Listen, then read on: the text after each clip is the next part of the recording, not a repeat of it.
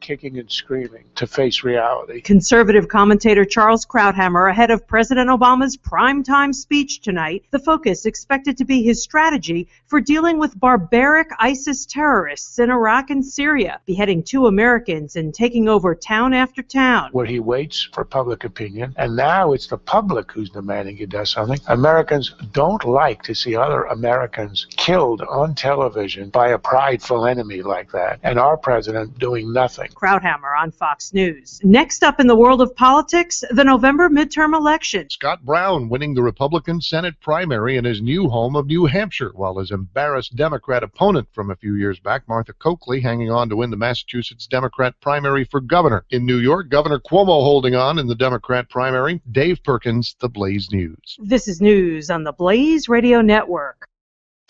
I'm Lex Friedman. I run my own business, so I know from experience, hiring new employees can be tough. Posting your job in one place isn't enough to find quality candidates.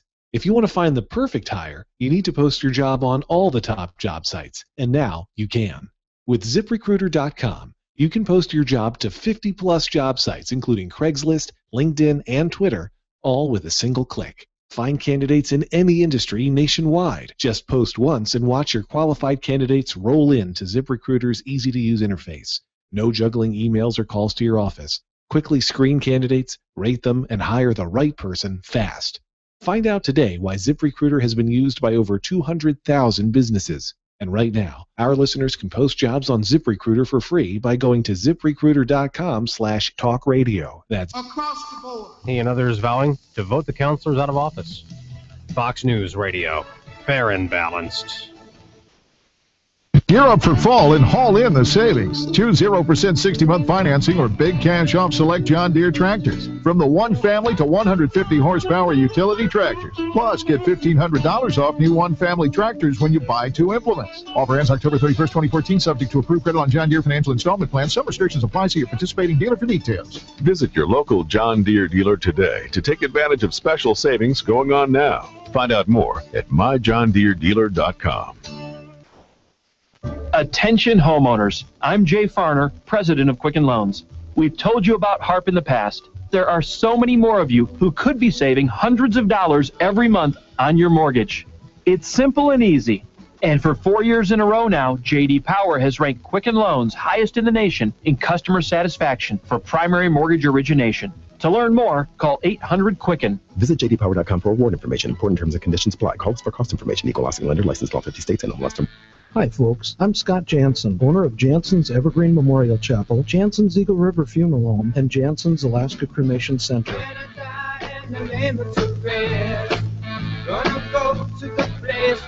I'm also a 2-time Iditarod finisher, known these days as the Mush and Mortician. As a funeral director serving Alaskans for over 27 years, I value the trust Alaskans place in us and have earned a reputation of providing those we serve the most comfortable facilities, professional staffing, and service options available. Whether you live in Anchorage or the Valley, Kenai, Homer, Seward, you have a choice in funeral homes. We can help you with cremation or burial, purchasing a casket, or even grave markers. Let us prove to you that we are the best, most professional funeral homes and crematory in Alaska. Choose an Alaskan-owned Jansen Funeral Home, Jansen's Evergreen Memorial Chapel, Jansen's Alaska Cremation Center, or Jansen's Eagle River Funeral Home, where, just like family, we're there when you need us.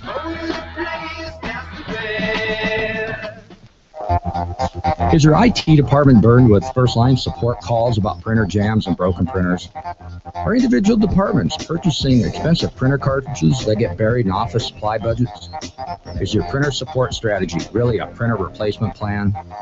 Let Alaska Enterprise Solutions show you how to reduce those high print costs. AES is a Xerox professional agency in Alaska with Xerox's worldwide support behind them. You can reach us at aesalaska.com or 561-5100. When Malarkey Mark Begich ran for U.S. Senator, he made a lot of claims about his record as Anchorage mayor. Begich knew the truth wouldn't come to light before the election. But now, history is caught up with Malarkey Mark. Under Begich, Anchorage taxes went up 27%. Under Begich, the city budget ballooned, a $142 million increase in spending. Under Begich, the city was saddled with unprecedented 5-year union contracts. Under Begich, a deficit of over $20 million was left for the next mayor to deal with. Begich left Anchorage in serious trouble. Alaska's Energy, America's Values paid for and is responsible for the content of this advertising. It's time to replace Malarkey Mark with U.S. Senator Dan Sullivan. Not authorized by any candidate or candidates committee. EnergyandValues.com.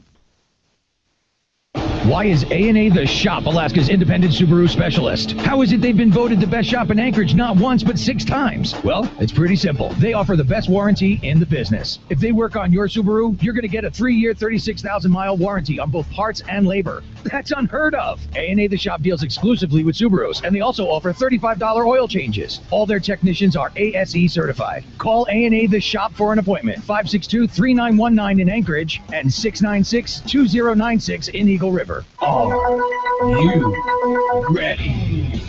Dan Fagan and Glen Biegel are here. They're gonna tear it up, rip it down, and shoot it straight. Fagan and Biegel in the morning on Hot Talk, KOAN. And now, Fagan and Biegel.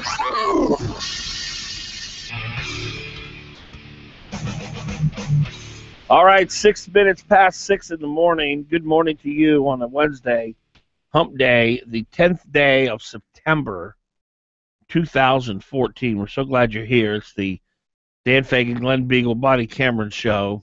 Something happened to me, Bonnie, that has not happened, I would imagine, since high school. Uh-oh. Yeah. Is your mic on? Am I not hearing? Does it have anything to do with pimples or anything like that? Nothing. Hopefully nothing Just like that. turn mine up, Glenn, whichever one mine is. All I'm right. not hearing anything. Hold on, I got you. So, yeah, this has not happened since high school. I'm driving down the road, and a vehicle passes me. You're the one who always passes people. Right, I've never been passed. Not as an adult. Was that a challenge? Well, it was an unusual experience because I drive so fast, no one ever passes me. I'm about to be embarrassed here. And you're not going to believe who it was that passed me. Oh, no. Glen Legal Beagle. I mean, he's flying in his, Ferrari. Law follower extraordinaire, Glen Biegel. How fast were you going? About 110? It was faster than the speed of sound. Well, I was going 100 hear you or see you. I was going 100. Yeah. And we were in a school zone, which is, There were geese all over the place, the it was super dangerous. I couldn't believe it. I said, well, that car just passed me. That felt weird. Must be a thrill for you. So that really hasn't happened since high school. No, Wow. it never has. Good. Now, job. my sister, when I was in New Orleans visiting last time, my sister and I were driving to Baton Rouge, which was about an hour drive, to take my nephew to go see LSU, and he kind of tore the campus. And that cuts me off, Glenn. Oh. And when they tore the campus, and I told her that I would get $1. I would give her $1 for every car she passed, but she had to give me $1 for every car that passed us. Oh my! And it was, I made it like $1,200 that day. We didn't pass anybody. Oh man! So she didn't get the fast. Good for her. That is a great bet, by the way. That is a well, she didn't agree to bet. it. Oh. She didn't agree. But had she? Yeah, had You'd she. be I'd a have rich been- man. Yeah, Very here's well. the thing, Dan. You do not want people who are not normally fast drivers to attempt to drive fast. They just don't know. Oh how no, to I do agree it. with that. Yeah. Yeah, that's They scary. could be very It's a skill. dangerous. Yeah. It's a skill. You have to know what you're doing. I do worry that I'm transferring my rapid driving skills, quote, to my children. Oh, that's not It's good. do as I say, not as I do. Well, when your son washed and detailed my car, he came back with a really big smile on his face. I think he was out having some fun. He did a little tour of the city. I think, yeah. And I don't know. So one other quick story, because it's of great importance to me, and I already shared this with both of you, but the Starbucks, they're communists. We all know that, right? They're left-leaning communists. Yep. Yep, got And, that. and I don't know that they know I'm a conservative, but I'm having so much trouble ordering beverages from these Pinkos. And so I said to the lady, I said, I want the largest iced tea you have, the green tea iced tea. Yesterday I said the same thing, but they gave me a smaller one. And then today, yesterday I said I want a ridiculous amount of ice. You have to, for the people who are communists, you have to speak very plainly and Yeah, and you've gone through about 5 iterations of the same speech with them. And today, I wanted to be very descriptive, and I said I want to have ice from the very bottom of the cup to the very top of the cup, with the ice, with the tea filling in, the blank spaces, the cracks and crevices. Right. So just fill that puppy up from top to bottom. Now here it is.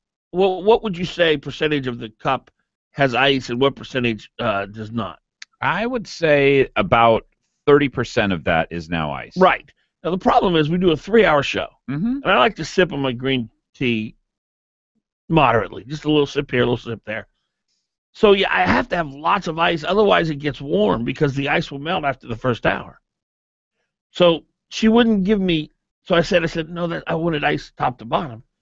And she wanted to, so I said, could you just give me another cup of ice?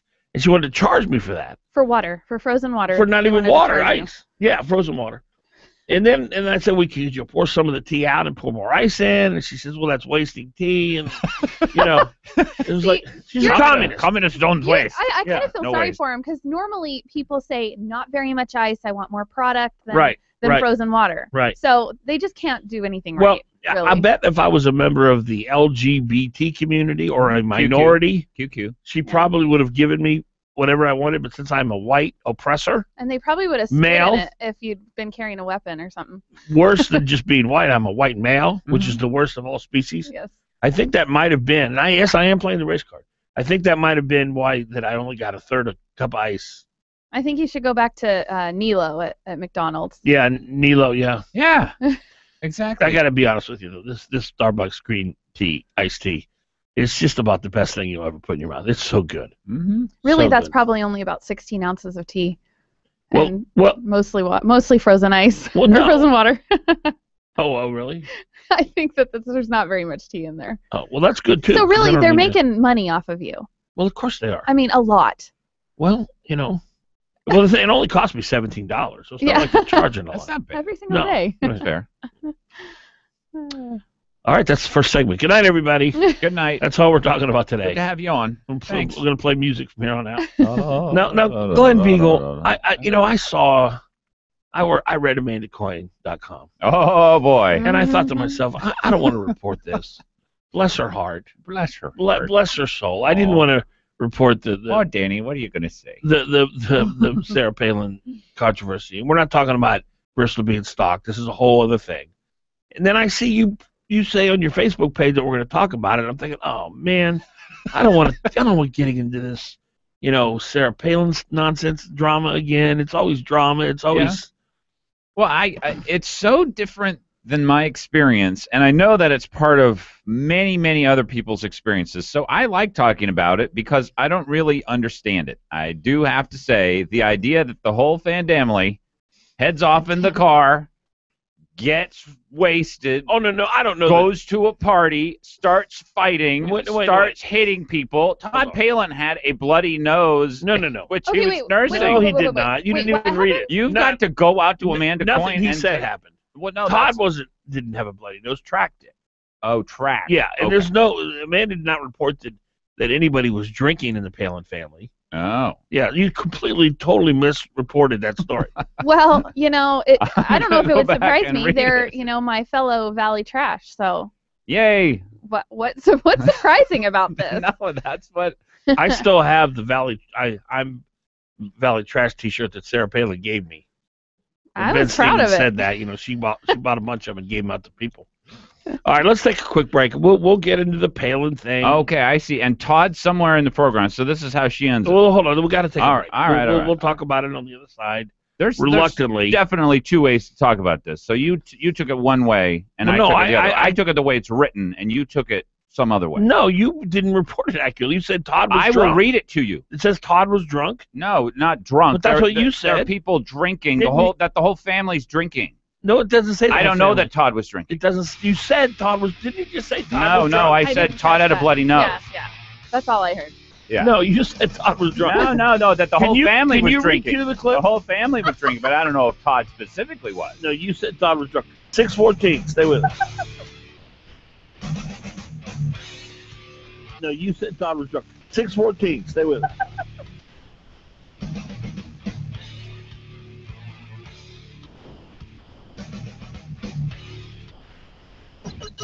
Fagan and Biegel on Hot Talk KOAN and online at 1080KOAN.com. You're on with Fagan and Biegel in the morning on the Talk of the Valley, KVNT 92.5 FM.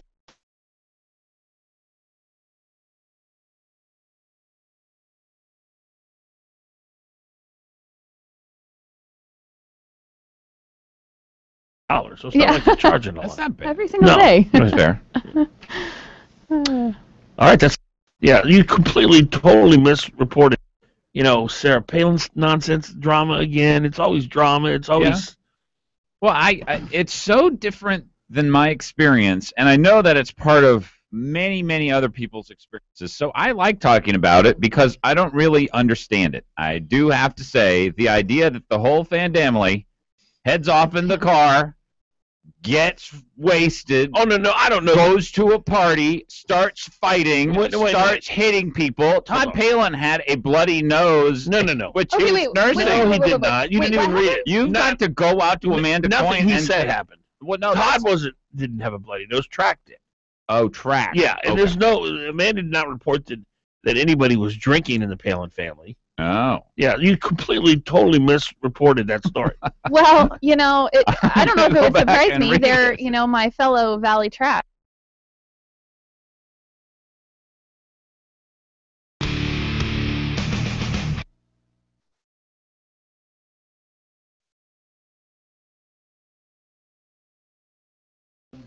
The 26 Glacier Cruise. Discover glaciers and wildlife in Prince William Sound with Phillips Cruises and Tours. Choose our 26 Glacier Cruise or the Glacier Quest. Both include hot lunch, tour service narration, and no seasickness guarantee. Visit 26glaciers.com to book your adventure today. It's 26. I said the 26. The 26 Glacier Cruise. You're on with Fagan and Biegel. And by your friends at Alaska Integrated Media. Fagan, Biegel. Weekdays, 6 to 9 a.m. The Talk of the Valley.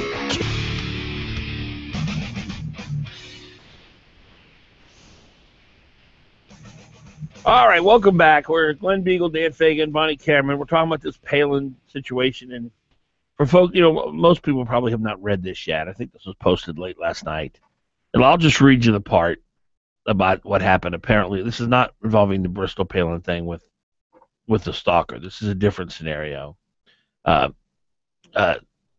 Saturday night was a doozy, Amanda Coyne writes. The details are a little sketchy, but there's enough of them from enough different sources that the story emerges. A story that, according to gossip gods, looks like this. There's a sort of Iron Dog snow machine party in Anchorage. A nice, mellow party until the Palins show up. There's beer, of course, and maybe other things, which is all fine, but just about the time when some people might have had one too many, a tracked Palin stumbles out of a stretch Hummer. And I think there's an implication there that he was drunk when you say stumbles. Oh, yeah. Mm-hmm. And immediately spots an ex-boyfriend of Willow's. Oh, boy. Track isn't happy with this guy, the story goes. There's words and more. The owner of the house gets involved, and he probably wish he hadn't. At this point, he's up against nearly the whole Palin tribe, Palin women screaming, Palin men thumping their chests. Word is that Bristol has a particularly strong right hook, which she employed repeatedly, and it's something to hear when Sarah screams, "Don't you know who I am?" And it was particularly wonderful when someone in the crowd screamed back, "This isn't some damned hillbilly reality show." No, it's what happens when the former First Family of Alaska comes knocking. As people were leaving in a cab, Track was seen on the street, shirtless, flipping people off, with Sarah right behind him, and Todd somewhere in the foreground, tending to his bloody nose. Track's bloody nose. Oh, how do you know it's Track's bloody nose and not? Because that's the sentence. Because Track was on subject, verb, object here. Track was seen on the streets, shirtless, flipping people off, with Sarah behind him, and Todd somewhere in the foreground, tending to his bloody nose, his being Todd. Track. Yeah, that's what I mean. Okay. All right. Yeah. So yeah, but So what do you guys think? Well, first of all, this will go viral. This will be on every. Where is TMZ? No. It won't be. This will make it to CNN. Everywhere. The Palins are still of such, because the left hates them so bad that this will go viral. I promise you. Well, this is the most fun story. I like Sarah Palin and family much better because of the story. I mean, And they're so real. yeah, aren't they? They're from Alaska. Bless their heart. I think if anything, it's just like having a teenage daughter pregnant, unmarried. It'll make them more of a real family. People warm up to that. I come from real family. We didn't go around taking our shirts off and getting drunk at parties and beating people up. My family's real. Not that real. You're not real enough for Alaska, brother. You got to get into it. No, see, I think that is real. See, when my family gets together, we just pretend a whole lot. We're very upstanding. So to me, that is real. Good for them. No, not really.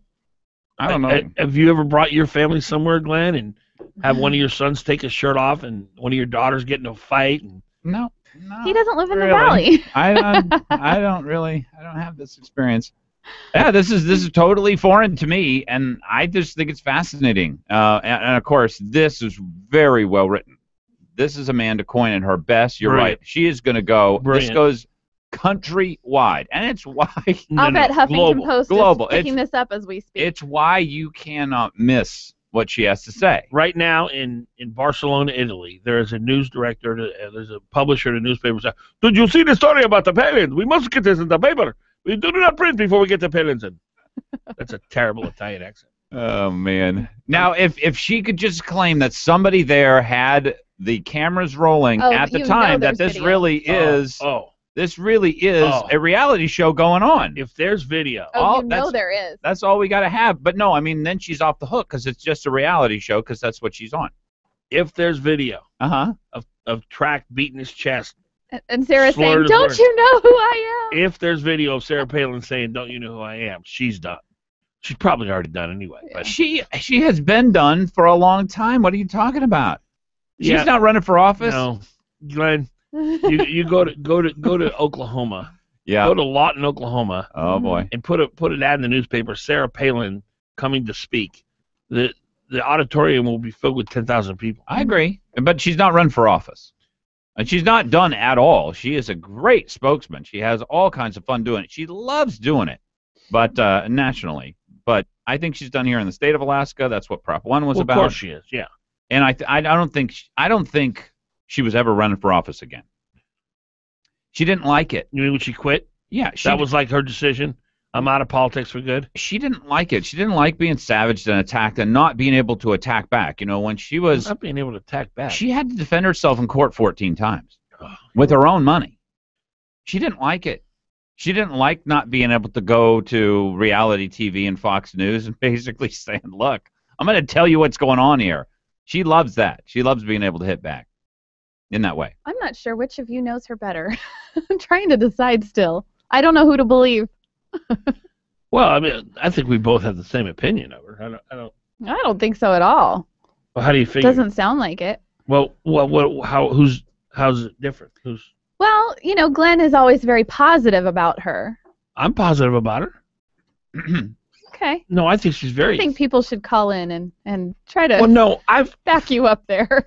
He's the one who brought this whole scandal up. I didn't even want to talk about it. I think it's fascinating. I had no intention of talking about this soap opera. I think it's great, and that it does. It sounds like a really bad fiction novel. Willow, Bristol, Track. I don't know. And then somebody gets arrested for felony stalking at the end of it. Yeah, up on the third balcony. They were up on the family's balcony. Holy cow! Have you ever known anybody? And there aren't many people like this, but have you ever known anybody in your life that is addicted to drama? They're always... Two of my children? Well, it may be. You got two. so many kids. One of them has to be like that. Yeah, if you could say, have you ever known anybody like, chances are one of Glenn's children. Exactly. That's exactly right. But you know people who they're always, and if you're their friends, typically what you'll do is you'll just listen to them and empathize with them, and then hopefully they stop talking. But they call you, and you're not going to believe what happened to me. You're not going to believe what so-and-so did. Oh. You're not going to... I can think of two people right now in my life who every 3 weeks will call me. You're not going to believe this. I don't have time So for and so that. did this. Yeah, and it's excruciating. And all you can do is sit there and listen. You can't try to. Well, what Elizabeth used to tell me all the time is, "What are you going to do about it?" Which is a great response. It is, It because shuts what it they want to down. hear is, "Wow, Yes. really? Yes. Whoa." Yes. No. What they want to hear is, "Oh, poor you. Oh, I'm so sorry this has happened to you. Oh, this is awful. You poor person." That's what they want. So they want you. But here's my They want point. to suck your life out of you As by I look back, empathizing with them. Is that right? As I look back at my friendship with Sarah Palin, that was about 70% of our conversation. Look what somebody's doing to me now. Which is strange because as a governor. Well, she was a governor. I was not friends with her when she was governor. Oh, I see. Yeah. No, that ended. My friendship with her ended during the campaign because when she started embracing the backbone crowd, I had to speak out on it. Mm-hmm. Okay. And then she came out and said I was a liar, and I got voted off Palin Island much later than because I helped Palin Island. you get voted off of Palin Island. Mm-hmm. Yeah, he was on my show once. That's right. Oh. And he spoke out He against agreed her. with you or something? Yeah, and then she wrote an email to Sean Parnell saying that I can't believe Glen's on Dan's show saying these things about me. I guess I have fewer friends than I thought. Oh, Yeah. victim. Yeah. No. Yeah, exactly. Mhm. Exactly. It's the perfect victim mentality. Man, it was quite a day. But it's a drug. It's like I'm addicted to food. Uh-huh. Some people are addicted to drama. They want to be the victim. It makes them feel better. It makes them feel like they're not responsible for the mess that they make sometimes. And it's their life. I don't know a lot of people like that, but I can think through my life of a couple of handfuls, and it's what they do. They're always embroiled in a controversy. There's always being attacked. They're always being, Mm-hmm. Yeah, I've had friends like that too, and it's They fine. attract it. It's fine until they draw you into their Yes. drama, and then Yes. it's not fun. Now, here's a question I have for you. So the Palins make the paper here and there. She gets a ticket. She comes and speaks out against Prop 1, and so then about a month later, she's back in, and this is Amanda Coyne's piece at amandacoyne.com, and their family is at a row, a party, whatever. Iron Dog. Whatever this is. It was an Iron Dog party. Okay. So there's some substances being some adult beverages and possibly more. Amanda implies as though and other things. She says there's beer, of course, and maybe other things. Yeah, maybe. What does she mean by that? I would imagine. I'm glad she said this was gossip. 'Cause Yeah, no, it sounds like a lot of what it is. Well, I don't know. Have you met the Iron Dog crew? No. People who run the Iron Dog. They're not going to be at the Opera Saturday night. Yeah. They're not going to be at the Symphony. Now, there's nothing wrong They're with looking that. for a thrill. That's They're- basically what it is. The There's- Iron Dog is the There's longest. some good old boys that like to have some fun. Yeah, longest thrill ride that you can possibly be on. Right. So anyway, I just wonder. We only hear like the person who called you every 3 weeks. They probably had drama in their life all the time. Their whole life. Now, are we just living through the high points of the drama and seems like things there's are kind more. of quiet? No, you attract for it. Palin? And it has nothing to do with celebrityism, by the way. Mm-hmm. This could be a regular. You're not going to believe what Aunt Susie said to my Uncle Fred. She said that I'm not a very good mother. I just couldn't believe it. I mean, that kind of stuff. Oh. And Sarah Palin, because she has so been promoted in life to this prominent position in the conservative movement, obviously leftists hate her now. And so she has just accelerated her victimness. And it's like, I mean, when she was governor, what did she deal with, Glenn? She didn't govern. She dealt with people who came against her. That was her that's everything that came out of her mouth. That's all she was obsessed with. Am I wrong, Bonnie? I don't know. I was paying attention to the positive, so. Like the high taxes? No, I liked her. I couldn't help it. I'm sorry. Do you notice how Bonnie always takes the wrong position? That's her heart. She's never right. Have you ever noticed that? Sorry. I think a lot of very people likable, agreed with especially me. after Letterman attacked her. 629. A lot of Very people likable, agreed with especially me. after Letterman attacked her. 629.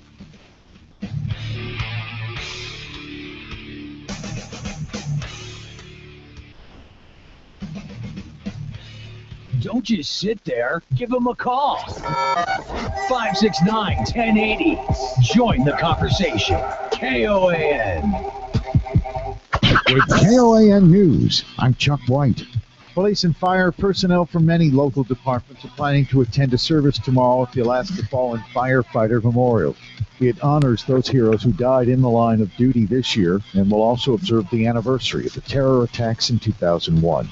Federal authorities studying the death of a whale near Kodiak in July now believe it resulted from a collision with a ferry. They believe the whale suffered a fractured skull when it hit the state ferry Kennebec. September 17th, expected to be a big day for residents of this state, and Kenda explains why.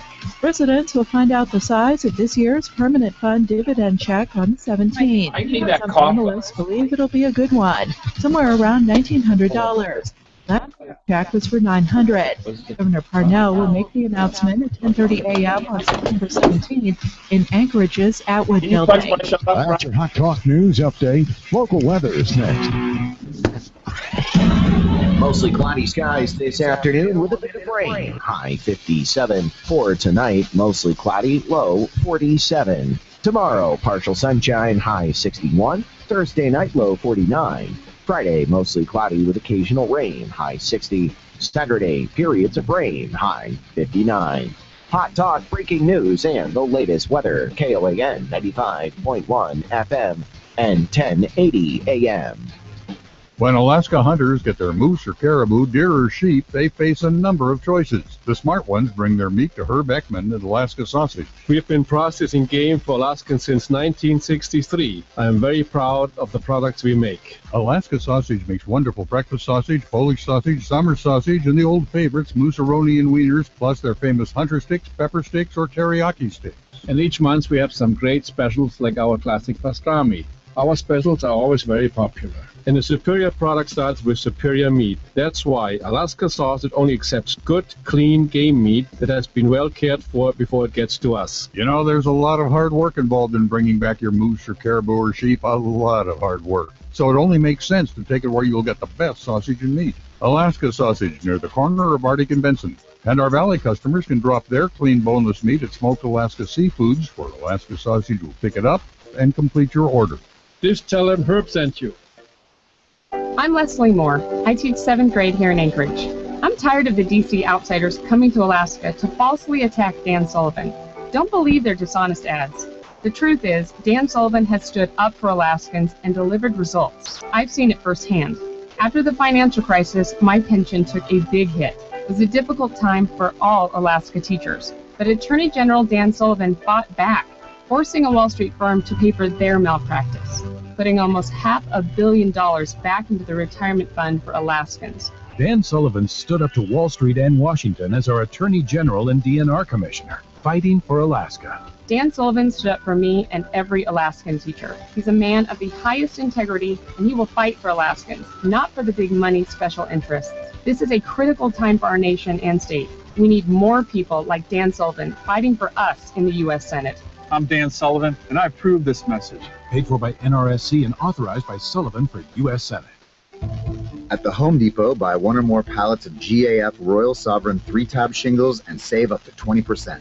Let's raise the roof, but lower the cost with bulk pricing on GAF, America's #1 shingle, featuring advanced protection technology. This is worth shouting from the rooftops. Let's do this. Up to 20% off one or more pallets of select GAF shingles.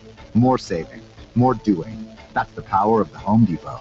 Valid through September 17th, U.S. only. See store for details. Did you know that one of the state's premier medical facilities is located right in the heart of South Anchorage? Thanks to the Alaska Neurology Center, there's no need to leave Alaska anymore when it comes to treating the nervous system. You'll receive the best care at the Alaska Neurology Center for epilepsy, cerebral palsy, brain injuries, Alzheimer's, Parkinson's, Huntington's disease, multiple sclerosis, speech disorders, and they offer pain management as well. And if you're having trouble sleeping at night, the Alaska Neurology Center has the best sleep disorder experts in the state. They also have the most sophisticated MRI imaging technology in Alaska. If you need relief from stress or from migraines, relax in their luxurious spa. At the Alaska Neurology Center, their massage therapists are amazing, and they offer hydrotherapy, infrared sauna, hot and cold therapy, and shiatsu massage. And their medical spa also offers facials and waxing. The Alaska Neurology Center, located on Diamond and Old Seward. When I grow up, I want to be a pro basketball player. An elementary school teacher. No matter what dream you choose or where you are in life, your local Country Financial representative offers helpful advice on everything from auto and home insurance to financial planning, education to retirement, and business insurance too, so that you can continue to grow and dream. For more information, visit countryfinancial.com or call 1-866-COUNTRY. Country Financial. Grow your own way. You're on with Fagan and Biegel in the morning. Give him a call, 569-1080. KOAN. And Biegel in the morning on the Talk of the Valley, KVNT, 92.5 FM, 1020 AM.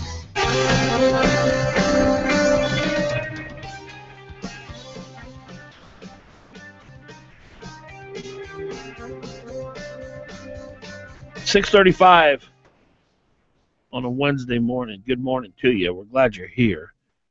569-1080, 569-1080. That's the number if you'd like to be a part of the broadcast.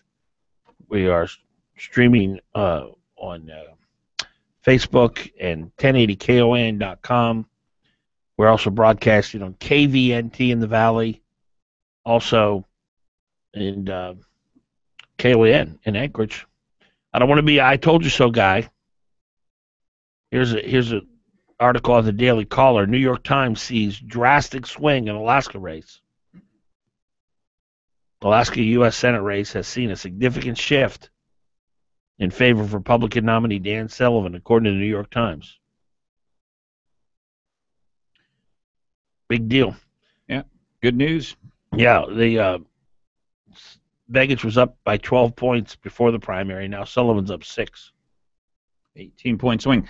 It's not surprising. I really think the threat from the Democrats is palpable. The state of Alaska. The threat from Democrat. What kind of threat? What are you talking about? The threat from an enlarged EPA. The threat from environmentalists writing the Pebble Mine report. The threat from them stopping our offshore drilling and cutting ANWR in half and not advancing projects. And from this president continuing to run the Corps of Engineers and any number of an infinite number of things, essentially misusing the Clean Air and Clean Water Act, misusing the EPA, misusing the powers of the government in order to stop Alaska from being able to be profitable. I have a different take. Okay. What? What are you laughing? Go ahead. Why? What's that funny? What's funny about that? No, I was just going to disagree with him. Oh, you were.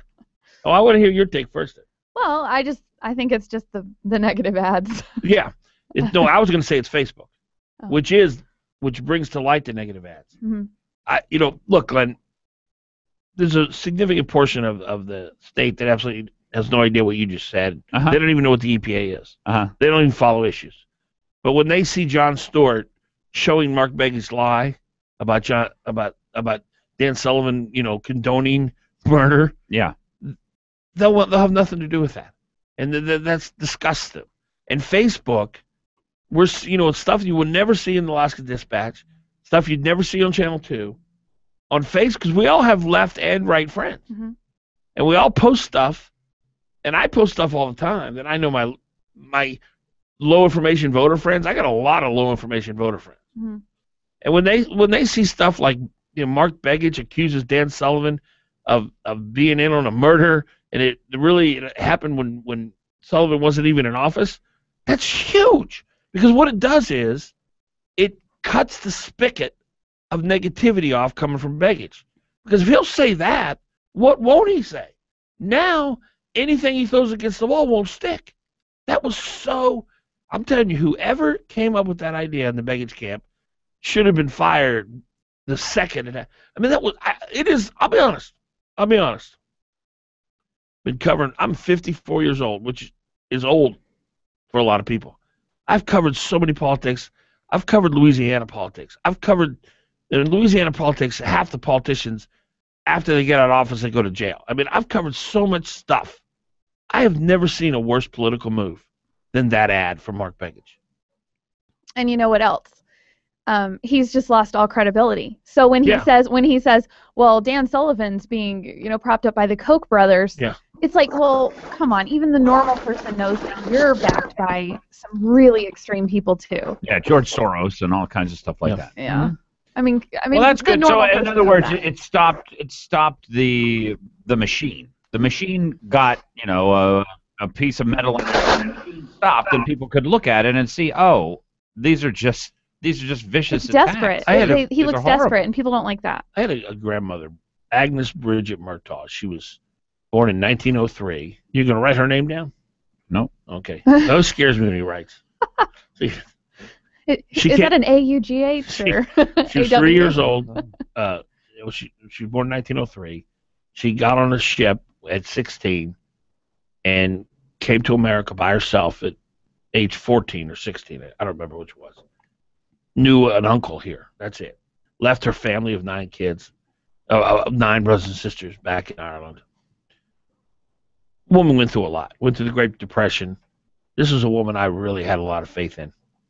And she used to always say, Danny, my boy. Danny boy. People always reveal who they are. And that's the beauty of a campaign. Because a campaign, the heat's on. The pressure's on. And most candidates, when they get to the plate, like look at Mark Begich, he saw the polls. He knew he's in real trouble. He sees these ads of Dan Sullivan running along the lake, talking about, all these great things. He sees Dan Sullivan's record. He sees what an attractive candidate Dan Sullivan is. And desperation set in. And Mark Begich showed the electorate that there's nothing he would not do to get reelected. Yeah, no claim he wouldn't make. That was as low as you could possibly get. And the worst. The problem is it was totally untrue. It was 100% untrue.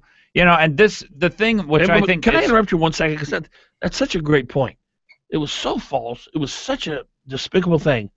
And I'm sorry, Nat, we love you, but to run a headline saying that, candidates agree to pull controversial ad. Lumping Sullivan in because he has the audacity to respond to a complete falsehood. Yep. And the Daily Channel 2 did it too, and Channel 11 did it. It's one of the most despicable personal attacks ever done by a candidate, and the mainstream leftist media makes it look like these two are on equal footing on it. I mean, Begich's ad got the worst of the worst. Yes. From people talking about negative ads for the season. I think Dan's right. That this is maybe one of the worst ads ever run anywhere in any race that we will have ever seen. What I think I told Nat Hertz about it, by the way, I think is totally true. If they had put the proper title on that... Nat Hertz, a reporter for the Dispatch. Yeah, if they had put the proper title on it, which is Begich forced to pull despicable ad... Untrue ad. Untrue ad, yeah. False ad. If he had written that, he would have got 10 times as many hits. Yeah. That would have made national news. It would have made a real difference, and it would have been true, and it would have been fair, because that is exactly what happened. Now, what I was writing down was this is, I don't know, in a long line of failed attempts by Begich to change the subject, from Harry Reid, from Barack Obama, from his 97% record. So first he tries to act like Murkowski. That didn't go off very well, right? And that put him on a bad footing. Then he tries to go after women's issues, like you having to purchase your condoms is somehow now an international civil right, which it's never been, and most people are like, yawn, okay. Well, let me interrupt you on that. Now, this ad where women need to know about this guy, Dan Sullivan. I'm scared of this guy. Juxtapose that with Dan Sullivan with his 2 daughters and his wife climbing that little hill. What, are you kidding me? Desperation. Yes. My point is that these are waves of desperation, and this one, if it had been the only time when he had stumbled, the only time when he tried to change, unfairly change the subject from what his record is and who he partners up with when he goes down to Washington, D.C., it may not have been as bad. It may not have been a death blow, which it sounds like is what the New York Times is sort of reporting here. Dan Sullivan's on the broadcast today, as is one of the investigators for the National Guard issue. Okay. So big show. 6:44. Stay with me. The National Guard issue. Okay. So big show. 6:44. Stay with me.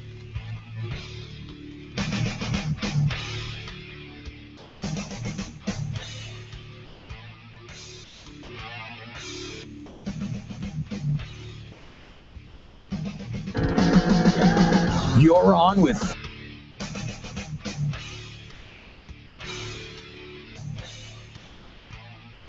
You're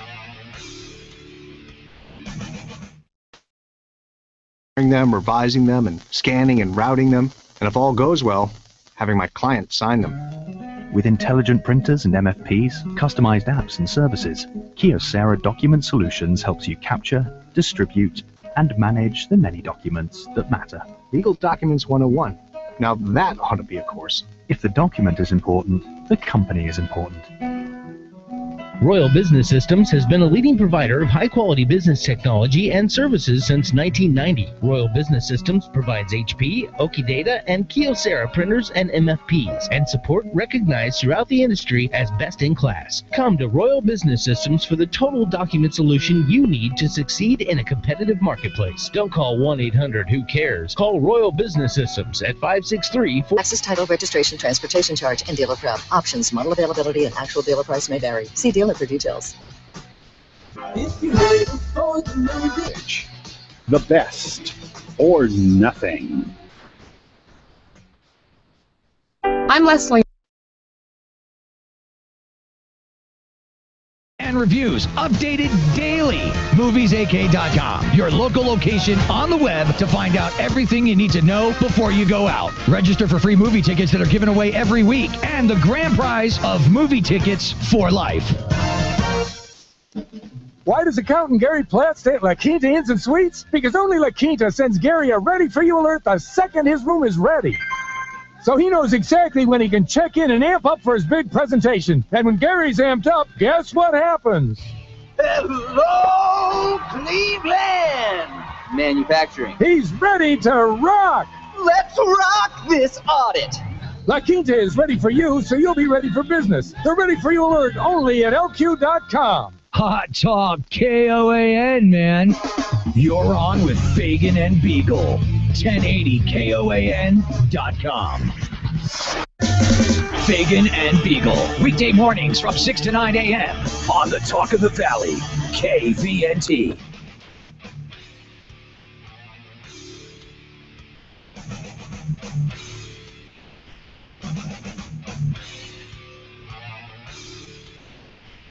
.647.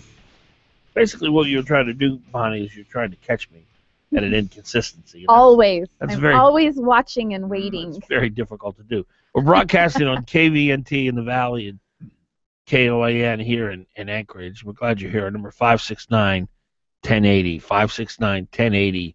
Our good friend over at Chugach Chiropractic, Dr. Myron Swigert, will be in tomorrow, and you're going to love to hear from him because he's so knowledgeable about how to live a healthy life, live a pain-free life. I'm going out to see him today, and he's going to twist me and bend me and do all kind of things to me to make me healthier. And he's a great guy. His team out at Chugach Chiropractic, they're very adept at treating people naturally.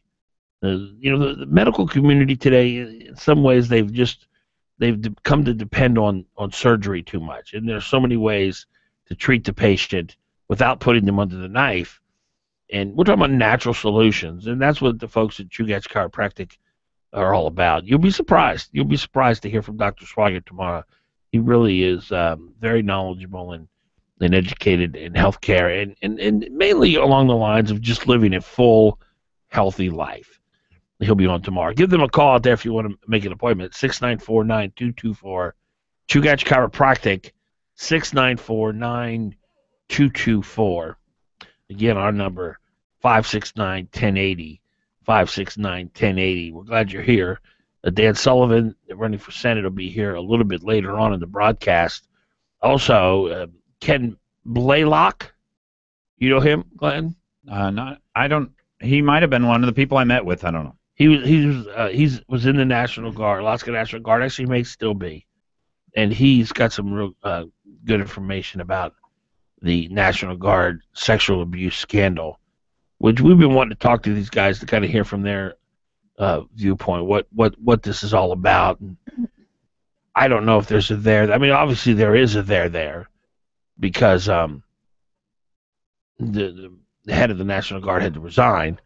But how deep was it? What did Parnell know? Should he have done more? We'll talk about that today and try to get to the bottom of that and figure out what's going on. 569-1080, 569-1080 is the number. I don't know, I don't know what to think about this Palin thing. For those who are just joining us, there's a story on AmandaCoin.com. a big brouhaha at the Iron Dog party, and Palin and her clan showed up. The insinuation, according to Amanda Coin, is that there was a lot of drinking going on. The track apparently stumbled out of a vehicle, and they were all upset, the Palin clan, about a guy who was there who was Willow's former boyfriend. Apparently there was a fight. Bristol was throwing punches. Track got a bloody nose. According to Amanda Coin, Sarah Palin at one point screamed out, "Don't you know who I am?" Then someone else shouted out, "This ain't some damn hillbilly reality show." If anybody had a camera rolling, my goodness. There's got to be video. 569-1080. She bought all the phones. We'd love to hear from you if you have a thought on this. 569-1080.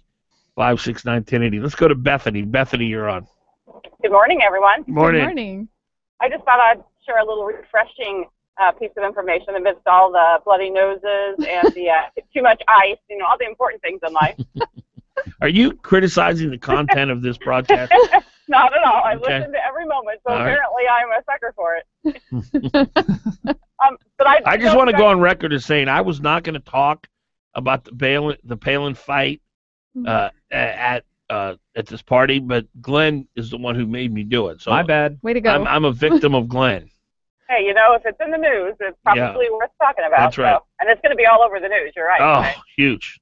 I'm sure. Well, the little piece of refreshing information that I have to share with you is, I don't know if you guys have all been following the movie series or if you have read the book, Atlas Shrugged. Oh, yeah. I read the book. I didn't see the movie. But the final Did you see the movie? It was made in 3 parts, just like the book is written in 3 parts. And Can I interrupt you? Of course. I have a problem with Christian and conservative movies, and that I've never... It's not at all Christian conservative. Atlas Shrugged is by Ayn Rand, and she is very much an objectivist. She is very anti-Christian. No, actually she was an atheist, I know. But I specify Christian and conservative movies. There's a distinction there. The acting typically is horrid, so I avoid them normally. But you're saying that this movie is different. I'm not saying it's different. It is low budget. I won't claim that it has any famous stars that you'll recognize in it or anything. But the story of Atlas Shrugged, if you've read the book, is well worth seeing. Well, not if it's... I can't tolerate horrible acting. Well, some of us can, because some of us don't spend a lot of time watching actors. We don't really care too much about actors or actresses. Well, I don't care about the actors, but I like to see people who are good at what they do. If you're not good at what you do, then have somebody else do it. I just don't like bad acting. My life's too short to look at bad acting. Well, there's various tiers of ability in acting, I suppose, and this certainly isn't, the bottom of the barrel, but it probably is. It's not going to be Angelina Jolie or whoever you think is a good actor either. Yeah. So My mom said it was good. Yeah, Good movie. That doesn't mean anything to me. A lot of people. I mean, I've gone to watch movies with people, and they were just horrid, and we're leaving the theater. So wasn't that wonderful? Well, see, that's just it. So maybe I'm talking to a broader audience, and not you, Dan. Dan, you can be a little critical. Really? just a little bit. Yep. Really? Well, it's opening up this Friday, and it's going to be out at the Peacock News Theater. What's the name of it? Who is John Galt? Okay. Atlas Shrugged 30. Oh, so this is the third part. This is the final. If you've read the book, you know where John Galt makes this very long, big speech. Right. It's kind of interesting to see how to incorporate that into the actual action of the movie. So there's already been 2 of them out? Yes, they've gone out. They were independently financed by someone who wanted to see, the Atlas Shrugged story go to a bigger audience. So the first two were released over the last, 5 or so years, and this is the final installment. How have the numbers been? Have a lot of people seen them? The first two? There's definitely a hardcore following. I would say kind of like when you get those fan bases for some of those, like Firefly and some of those other movies. Firefly. What's Firefly? I don't know if that was a TV show or the movie, but it's one of those movies or TV shows that has a base of people that... So the conservative movie? No, Firefly has nothing to do with conservatism. Oh, okay. Yeah. Yeah, it's just, it was sort of a campy show, but it really had a Twilight following. followers. People really liked it. It's just, Hunger what Games, she's saying is any that of those. some people have sort of fallen in love with these movies and want to see how it turns out and how they do it. And I've seen those stickers that say who is John Galt. Yeah, they've been appearing all over town. They've had a campaign for people to put up these Post-it notes that say who is John Galt everywhere they shop and everything. Because the whole idea of who is John Galt and going Galt, that is a huge concept that applies to our world today. Well, I saw this movie over the weekend, Two Guns, with Denzel Washington and Marky Mark. What's the guy's name? Yeah. Mark, he was in that horror movie. Mark Wahlberg, yeah. Yeah, he was in that machine turns into robot movie, whatever. And Denzel Washington is my single favorite actor. But this movie was so bad, and the acting was really bad. He was bad in it. But it was a message movie. It was an anti-American, anti-corporation movie. And I get infuriated when Hollywood tries to preach to me. It just makes me mad. I want to sit down and eat my popcorn with, quadruple butter on it and my beverage, and I want to be entertained. But it's the same for me with the conservative movie people. I don't want to be preached to at the theater, especially if you can't act. What's that? Let's address the people who do want to. Then you aside, Dan. Well, Bethany, It's actually, not all about you, Dan. There have been some very. I think that's Wait what a you minute. just Wait said. a minute. Hold. Are you saying it's not about me? Absolutely It's right. so surprising because you're not even the youngest child. Honey, are you far enough away that if I say that, he won't take it out on you? Yes. I'm out of arm's reach. Well, there have been a whole bunch of conservative preaching movies that have done very well. Hunger Games. Yes. Oh, is that a conservative movie? Absolutely. The message, the people in the government get all the control. But They have that's a all these real movie with real stratified- actors. And the thing is that it's cleverly disguised, and it's a movie they're all fantastic actors. They put enormous amounts of money into it, but it is absolutely a conservative message. Divergent, another one. Really? Another good conservative message movie. Based on a book. What they keep trying to create is this sort of version of utopia, from the masters who run political systems, and they turn out to be disasters. I thought the movie with Tom Hanks on the ship, Captain Phillips, when they're attacked by the Somali pirates and they don't have any guns, I was so infuriated at that. Oh my gosh! That this entire ship, you got 5 or 6 75-pound pirates taking over the entire ship because the ship was not allowed to carry guns. To me, that was the most pro-gun right moment in cinema history. Yeah. And it wasn't intentional because they were just telling the story as it happened. They weren't preaching to me, but that's all I can think of. How could they not let these people on this ship have guns? So you see, every movie kind of has a message, Dan. Well, but it's okay if you're not trying to preach to me. If by telling an interesting story and a compelling story, there happens to be something you can take out of it, that's fine. But don't preach to me. I want Don't to sway public opinion. That's right. Don't try to do entertain that. me. Yeah. Well, I found the Atlas Shrugged movies entertaining, personally. I think it's a fascinating story. I'm going to go see them. And I would say go this Friday, check it out if you're interested. It's playing at 7:20 is the opening night at Cottonwood this Friday. Thank you, Bethany. Sure. Did she actually say it's not all about me? I think I said that. Oh, you said that? 6:58.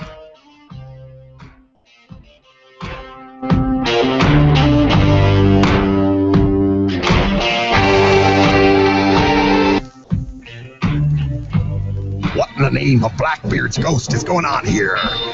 Yar, it's the 2014 Pirate Pub Crawl in downtown Anchorage, Cotton, on Saturday.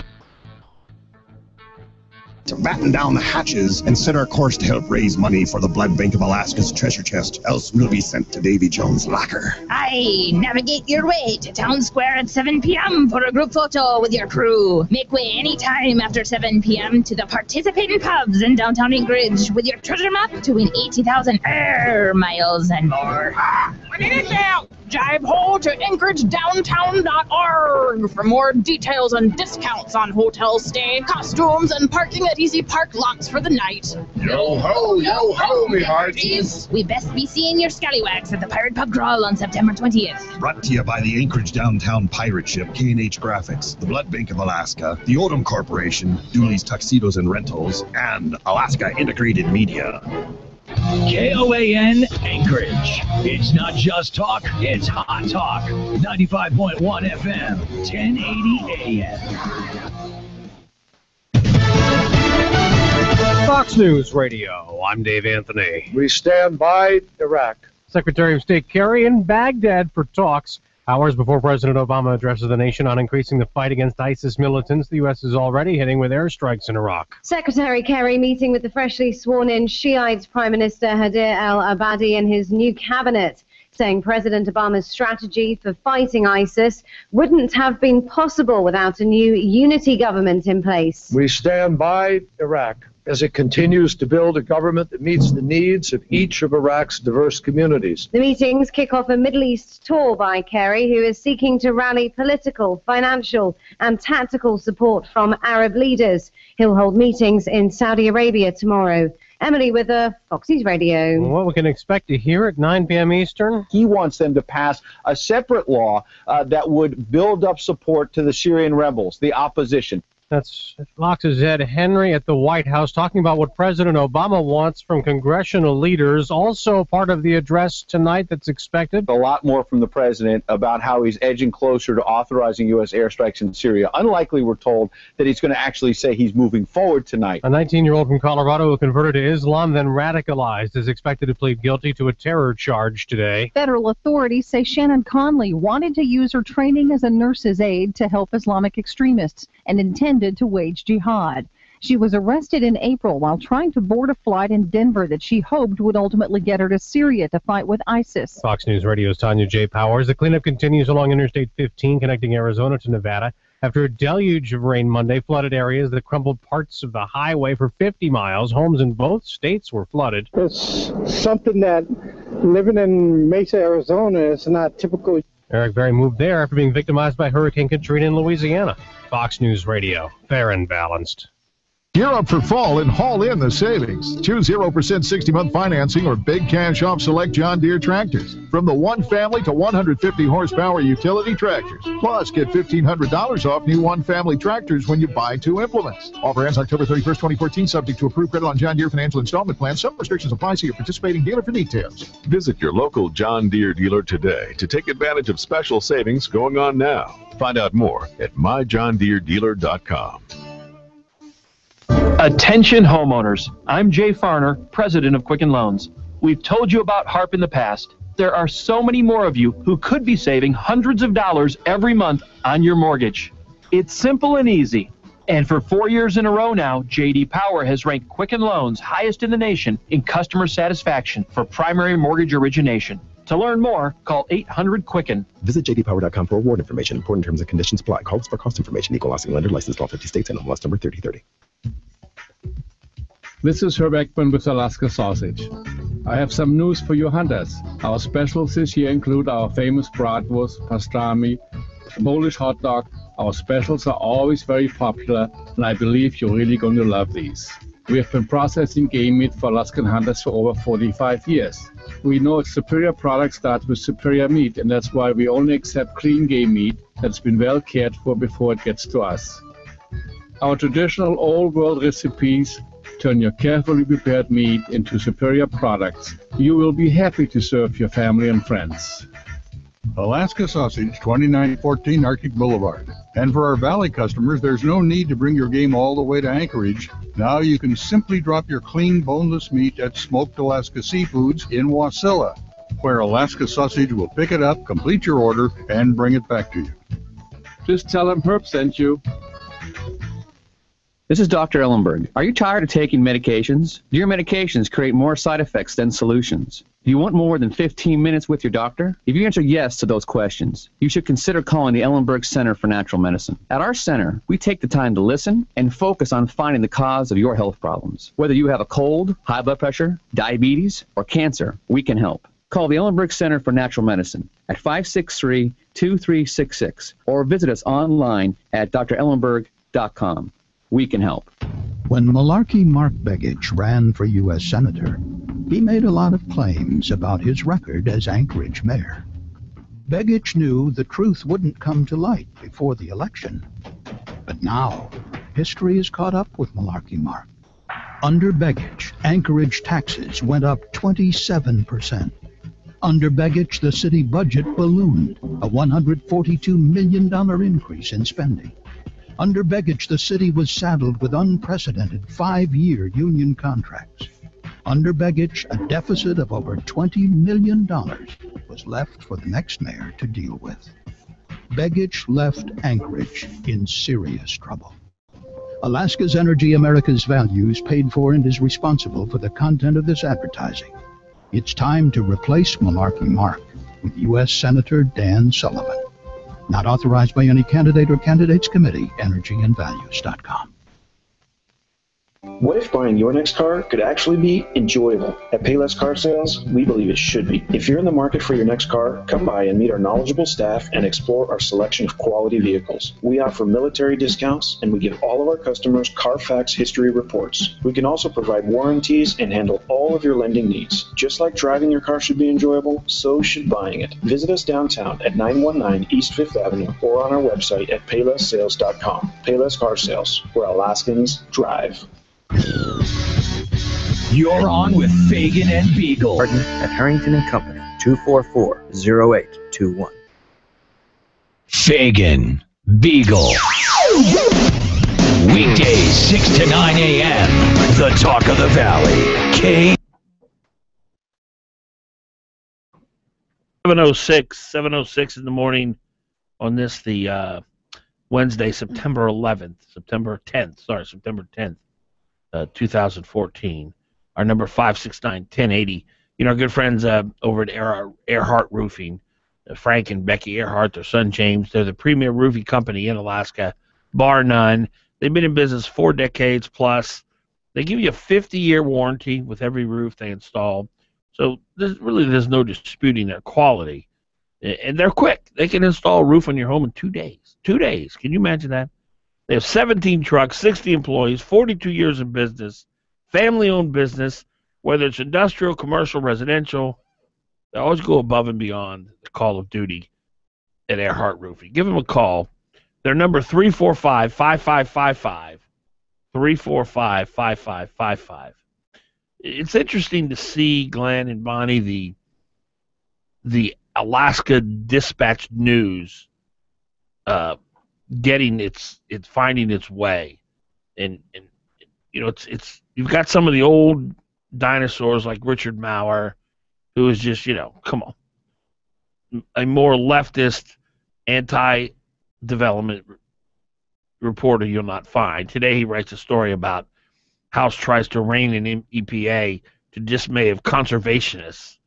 His first line: an EPA effort to protect wildlines and small streams upriver from its establishments haunts on navigational waters is winning praise from outdoor groups. That first sentence is a lie. They're not trying to protect wetlands and small streams. They're not even being reasonable. They're just totally being tyrants. I mean, that right there, he's taking a position. Look, the EPA is trying to protect it, and conservationists are excited about it. Wrong. So that's frustrating to see. But then I see a story by a reporter named Devin Kelly, which you would have never seen this story in the Anchorage Daily News under Pat Doherty, the former publisher. Union spending big to defeat city labor law. You would have never seen that story in the old ADN.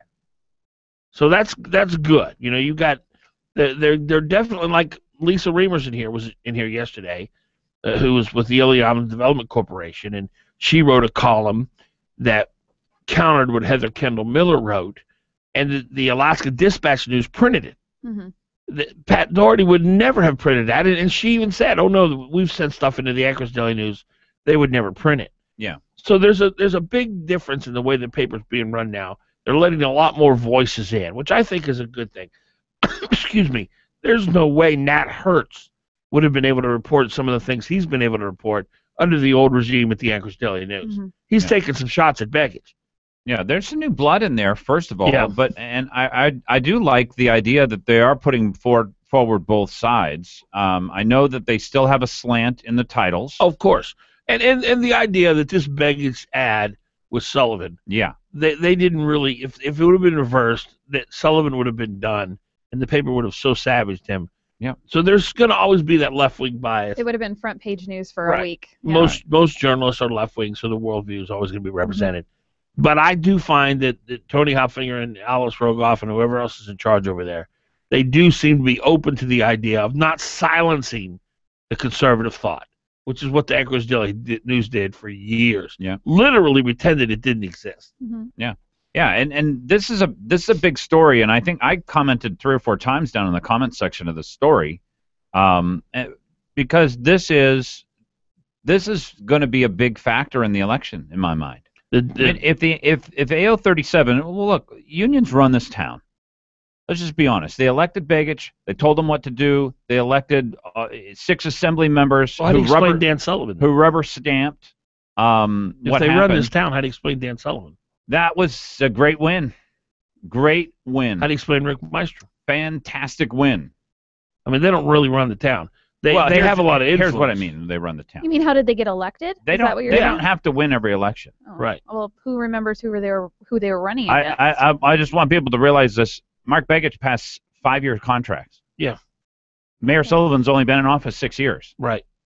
They passed the contracts under Mark Begich and under Matt Clayman that had to have resided for the entire term. Let's look at how mayor Begich got elected initially, because George Wirch and Rick Maestrom decided out. Well, basically, Maestrom decided that he wanted to beat the incumbent, and frankly, it was probably ego, and he gave the seat to Begich. So I don't think the unions have the influence with the public, but once they get their guy in there, like Begich, then they can do great harm, and they can't, especially if they get an assembly that they control. Yeah. But I think that the majority of people who live in the municipality of Anchorage are on to the unions. Well, this is what I mean by running the town. I'll give you they're talking about fire and police in this, and current firefighters and policemen make over $140,000 paying benefits on average. That's running the town. Okay, that's more than we can afford, and here's why it's running the town, because and people are making the right comments.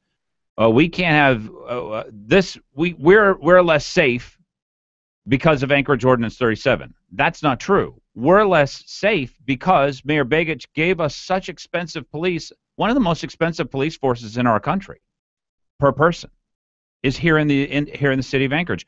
We can't afford to hire police because they're so expensive. So or firemen, exactly. So when I say they run this town, I'm not talking about, if it was up to the people, we would want safety, right? We want services we can afford. We want a well-run city. We want Mayor Sullivan. He's done a fantastic job. If it's run on behalf of the unions, we have $140,000 or $150,000 per policeman. Well, we can't afford to hire more policemen under that circumstances. That's what I say when I say they run this town. They haven't won every race. They won just enough races to be able to essentially, and in other ways too. Chugach Electric, right? They run that. The Anchorage School Board, they run that. So they run every school board key pieces. Just about every school board in America is controlled by the teachers. Sure.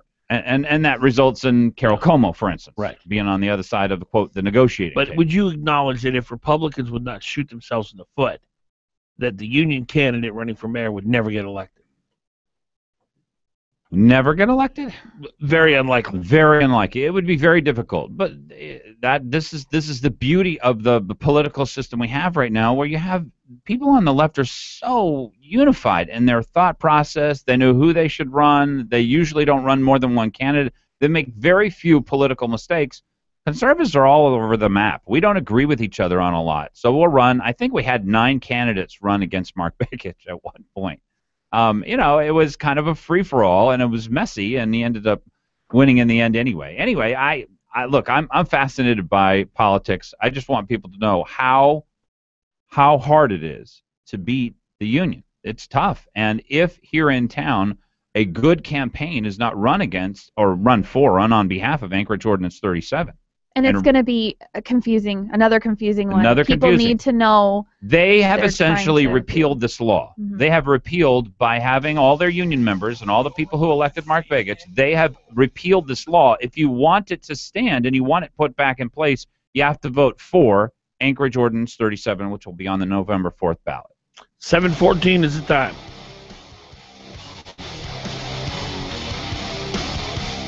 $7:14 is the time.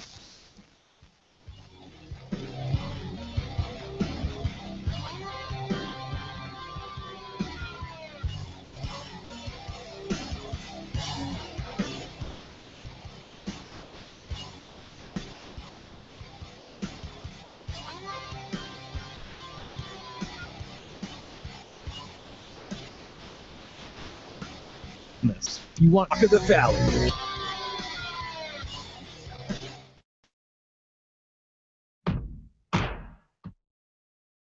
And Alaska Integrated Media. It's at the Egan Center on September 10th from 10:30 a.m. to 5 p.m. There are still spots available for booths, so if you're a local business interested in participating, send an email to jobfair@adm.com.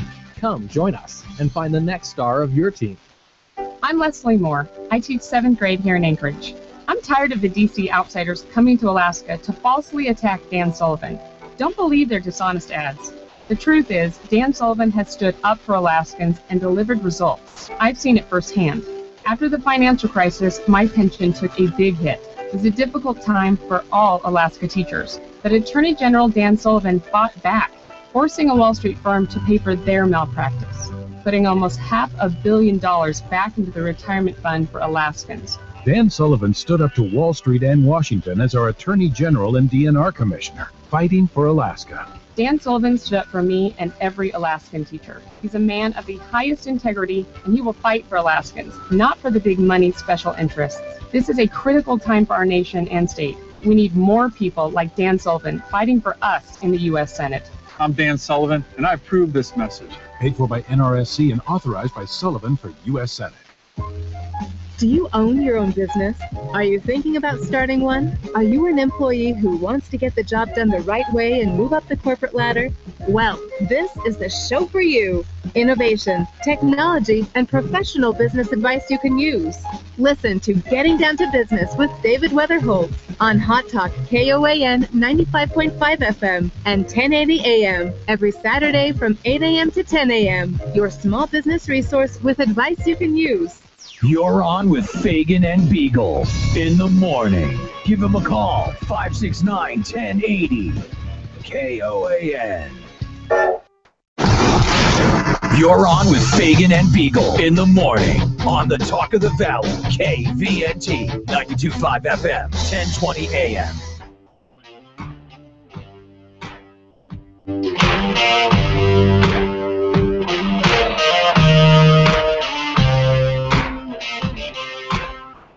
7:17 in the morning.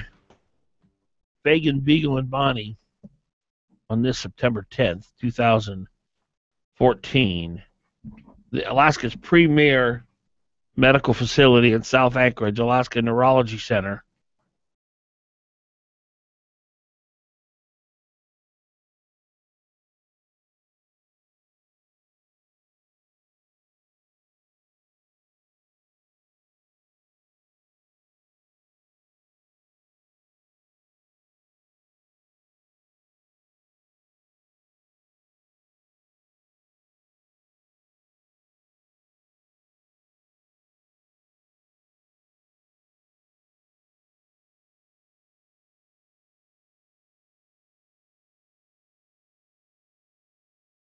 who is a retired lieutenant colonel in the Alaska National Guard. Ken, how are you? Good morning. I'm doing good. I appreciate you coming in. Thank you for having me on. This, I've kind of been following this sexual harassment, rape scandal from afar, and I'm still not really sure the governor's role in this and whether he should be, if there's something we should know about his role in it, and as far as what he knew, when he knew, did he act appropriately. You were one of the original whistleblowers in this. Is that correct? That's correct. In 2010, I brought this information forward. So did some women come to you? Yes. Tell us about what happened and what got you involved. Obviously, we don't want names, but tell us how many women came to you and what you did with it. Initially, in 2010, I had 4 persons I knew in the National Guard, 4 women, that were telling stories without getting to the point about being sexually assaulted. Without getting to the point? Well, it's the kind of conversation you have with people in the office about how they talk about how bad things are, and every time they have a conversation with you, you get a little bit more out of it, They didn't actually come out and say, I got raped, something like that. They were just saying, until later when I just confronted them and said, is this going on? So when they initially came to you, they were just, there's some inappropriate activity going on. Yes, the Guard is like a family, and you get friends, and people talk about stuff, and they were understandably apprehensive about. They didn't know if they could trust you all the way. Correct, or how to put it out. If this type of thing happened to you, it's not like what you just talk about over dinner. How many women came to you that said they had been raped? Initially, it was 4 when I first took it to the police. And initially, the more came forward? I've had over 20 now that have understood that I can get them to the right people to report, to get the right help, the therapy and things like that. 20 women have come to you and said they've been raped? Correct. Really? 20 National Guard personnel that were raped by other National Guard personnel. Correct. I am aware of 2 men who have also been sexually assaulted. They did not talk to me directly. Okay. So you went immediately to APD? Correct. Who'd you go to at APD? I'm not going to throw any names out there, but I talked to a person who was in the National Guard as well as being an APD, and he hooked me up with another police officer. So you went to a police officer within the Anchorage Police Department? Correct. One of the problems was that there was a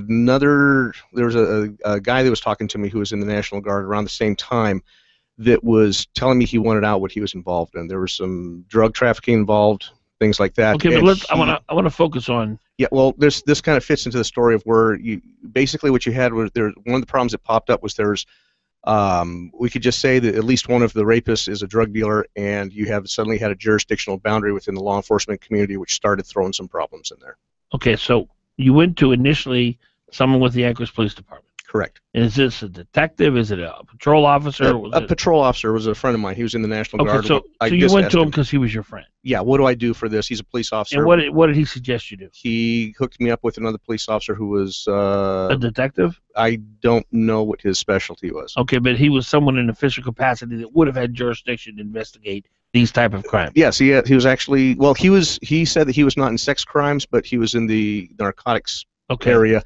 And he was going to hook it up. He said, "Well, we've got to get the rest of the information." He's also another person who I had known him. Okay. And so what did this second officer that you went to do? They wanted information from the person who may have been the perpetrator, who may have also been dealing drugs, and they wanted to talk to him before they talked to anybody else and start setting up meetings with the sexual assault victims, which were very apprehensive about talking to law enforcement. So what happened? Basically, I took information to the person who had told me that he wanted out from what he was involved in, said, talk to this person, these are the police, and the next... I'm sorry, you're losing me here. So you go to the second officer, you have 4 women at the time who said they were raped. Correct.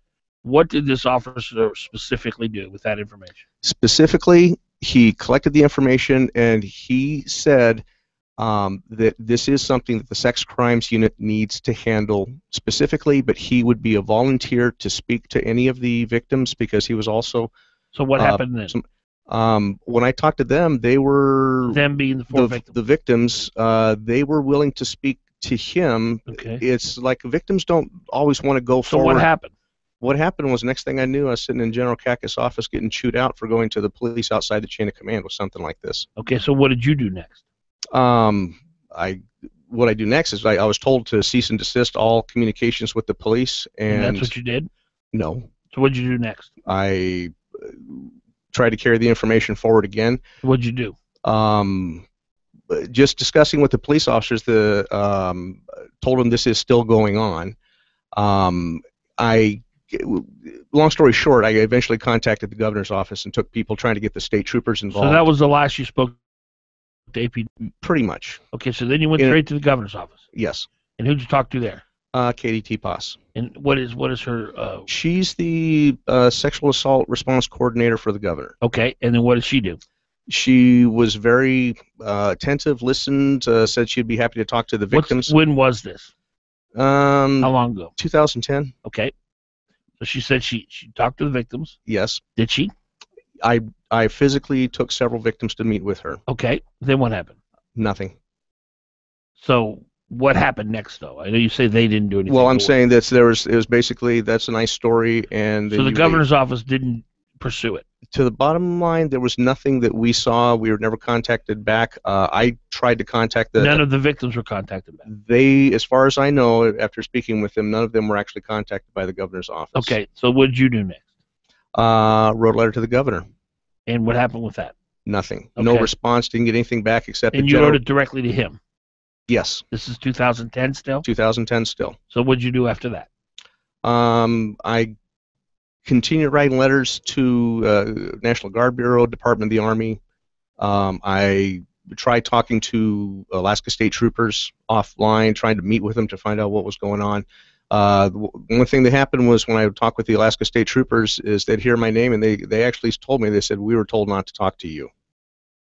So that was the end of your involvement in all this?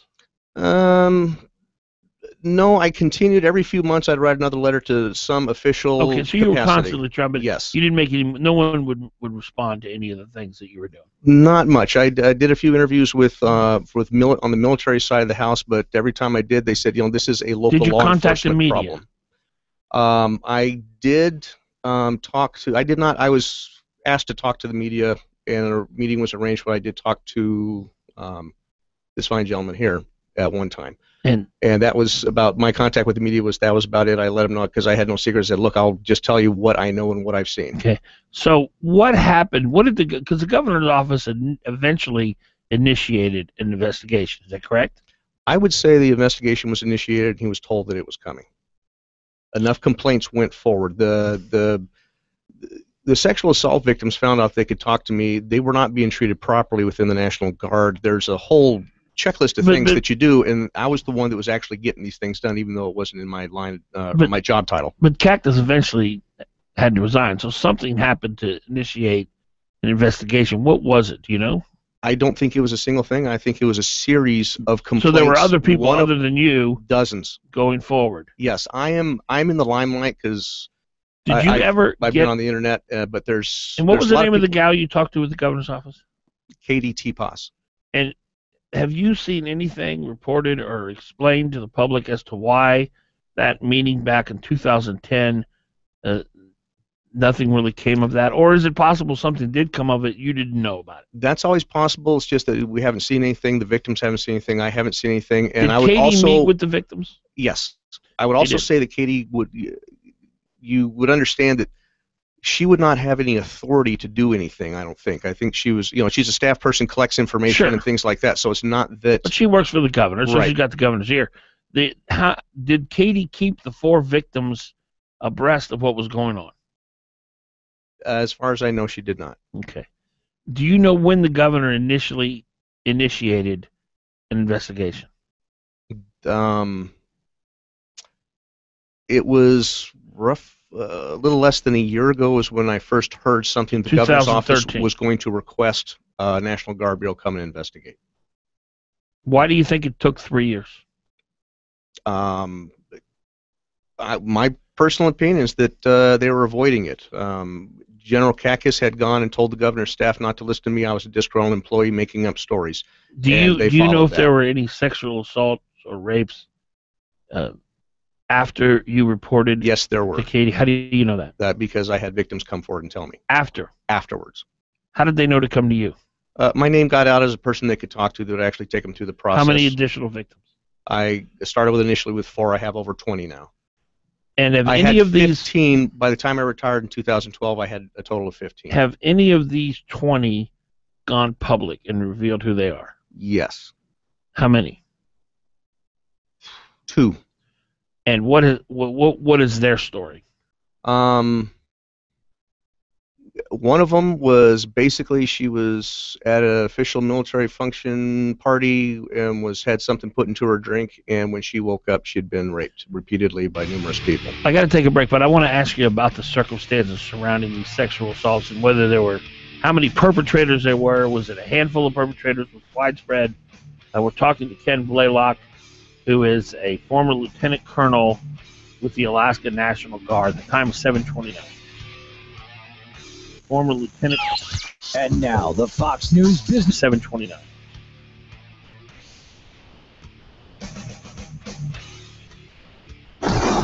Fagan. For direction following 2 days of losses. Investors showing some concern over whether the Federal Reserve might raise interest rates sooner than previously expected. Economic weakness in China and an upcoming referendum on Scottish independence also weighing on sentiment. At around 11 a.m. Eastern Time, the Dow Industrials are down 24 points. Family Dollar Stores is urging shareholders to take no action until it reviews a $9 billion hostile tender offer from Dollar General. Family Dollar rejected the buyout proposal last week, but the company says it will review the tender offer from its larger rival. Family Dollar says it still supports an existing merger with Dollar Tree. Shares of Krispy Kreme donuts are sharply lower after the company's adjusted second quarter profit missed expectations. Although revenue came in stronger than expected, Krispy Kreme also backed its full-year profit forecast. And wholesalers increased their inventories by just 0.1% in July from June. That is the smallest amount of the year. With the Fox Business Report, I'm Cheryl Casoni. At Mathnasium Learning Centers, we make math make sense. Your child will leap ahead, whether they start out way behind or already ahead. It's how we grow more than 500 franchise locations. More at mathnasium.com or call for a free parent pack, 855-901-MATH. That's 855-901-6284. Learn what Mathnasium can do for your child. 855-901-6284. Mathnasium. We make math make sense. With KOAN News, I'm Chuck White. A Florida man is under arrest for allegedly stalking former Governor Sarah Palin's daughter. And Kenda has that report. A 25-year-old man from Florida who investigators say apparently suffered from the delusion that he's in a relationship with Bristol Palin showed up at her home this weekend. Peter Ferrero had allegedly been sending Bristol hundreds of messages on Facebook and would create a new account every time she blocked him. After encountering the man waiting for her at her home, Bristol grabbed her young son and ran across the street to call 911. The alleged stalker has a prior case for stalking. Bristol Palin was targeted previously by a different stalker who sent her an engagement ring and showed up at her parents' house. Governor Parnell has chosen a new campaign manager for his re-election bid. It's Tom Wright, who was previously Chief of Staff to Alaska House Speaker Mike Chinook. That's your Hot Talk News update. Local weather is next. Mostly cloudy skies this afternoon with a bit of rain. High 57. For tonight, mostly cloudy, low 47. Tomorrow, partial sunshine, high 61. Thursday night, low 49. Friday, mostly cloudy with occasional rain, high 60. Saturday, periods of rain, high 59. Hot Talk, breaking news, and the latest weather. KOAN 95.1 FM and 1080 AM. Just 10 miles north of the entrance to Denali Park is the town of Healy. It's got beautiful scenery, abundant wildlife, clean air, and Alaska's largest coal mine. Now you're probably wondering, can a coal mine operate in harmony with the national park? Ask the locals. They'll tell you it can, and it has for decades. Healy has been home to Usabelli Coal Mine since 1943, but you can hardly tell there's a coal mine nearby. That's because every summer, Usabelli employees roll up their sleeves and plant thousands of trees on lands that were once mined for coal. Within a few years, the land is restored to a natural state. Ideal habitat for Alaskans of every species. Usabelli Coal Mine, restoring Alaska to the way we found it. Did you know that one of the state's premier medical facilities is located Located right in the heart of South Anchorage? Thanks to the Alaska Neurology Center, there's no need to leave Alaska anymore when it comes to treating the nervous system. You'll receive the best care at the Alaska Neurology Center for epilepsy, cerebral palsy, brain injuries, Alzheimer's, Parkinson's, Huntington's disease, multiple sclerosis, speech disorders, and they offer pain management as well. And if you're having trouble sleeping at night, the Alaska Neurology Center has the best sleep disorder experts in the state. They also have the most sophisticated MRI imaging technology in Alaska. If you need relief from stress or from migraines, relax in their luxurious spa. At the Alaska Neurology Center, their massage therapists are amazing. And they offer hydrotherapy, infrared sauna, hot and cold therapy, and shiatsu massage. And their medical spa also offers facials and waxing. The Alaska Neurology Center, located on Diamond and Old Seward. Glen Biegel, you have beautiful teeth. Why, thank you, Dan Fagan. That's because my family and I have gone to Dr. Dan Kiley for years. I get scared at the dentist. Dr. Kiley knows people like you are afraid, so he creates a relaxed atmosphere at his office. People actually like going to the dentist for Dr. Kiley. I know it's important to have good dental health. And you look better with good teeth. And Dr. Kiley offers cosmetic dentistry along with general care. Visit Dr. Dan Kiley at lakeotisdental.com. Call him at 562-9209. Hot Talk KOAN, man. Visit www.girlscoutsalaska.org or call 248-2250. Fagan and Biegel. Weekday mornings from 6 to 9 a.m. on the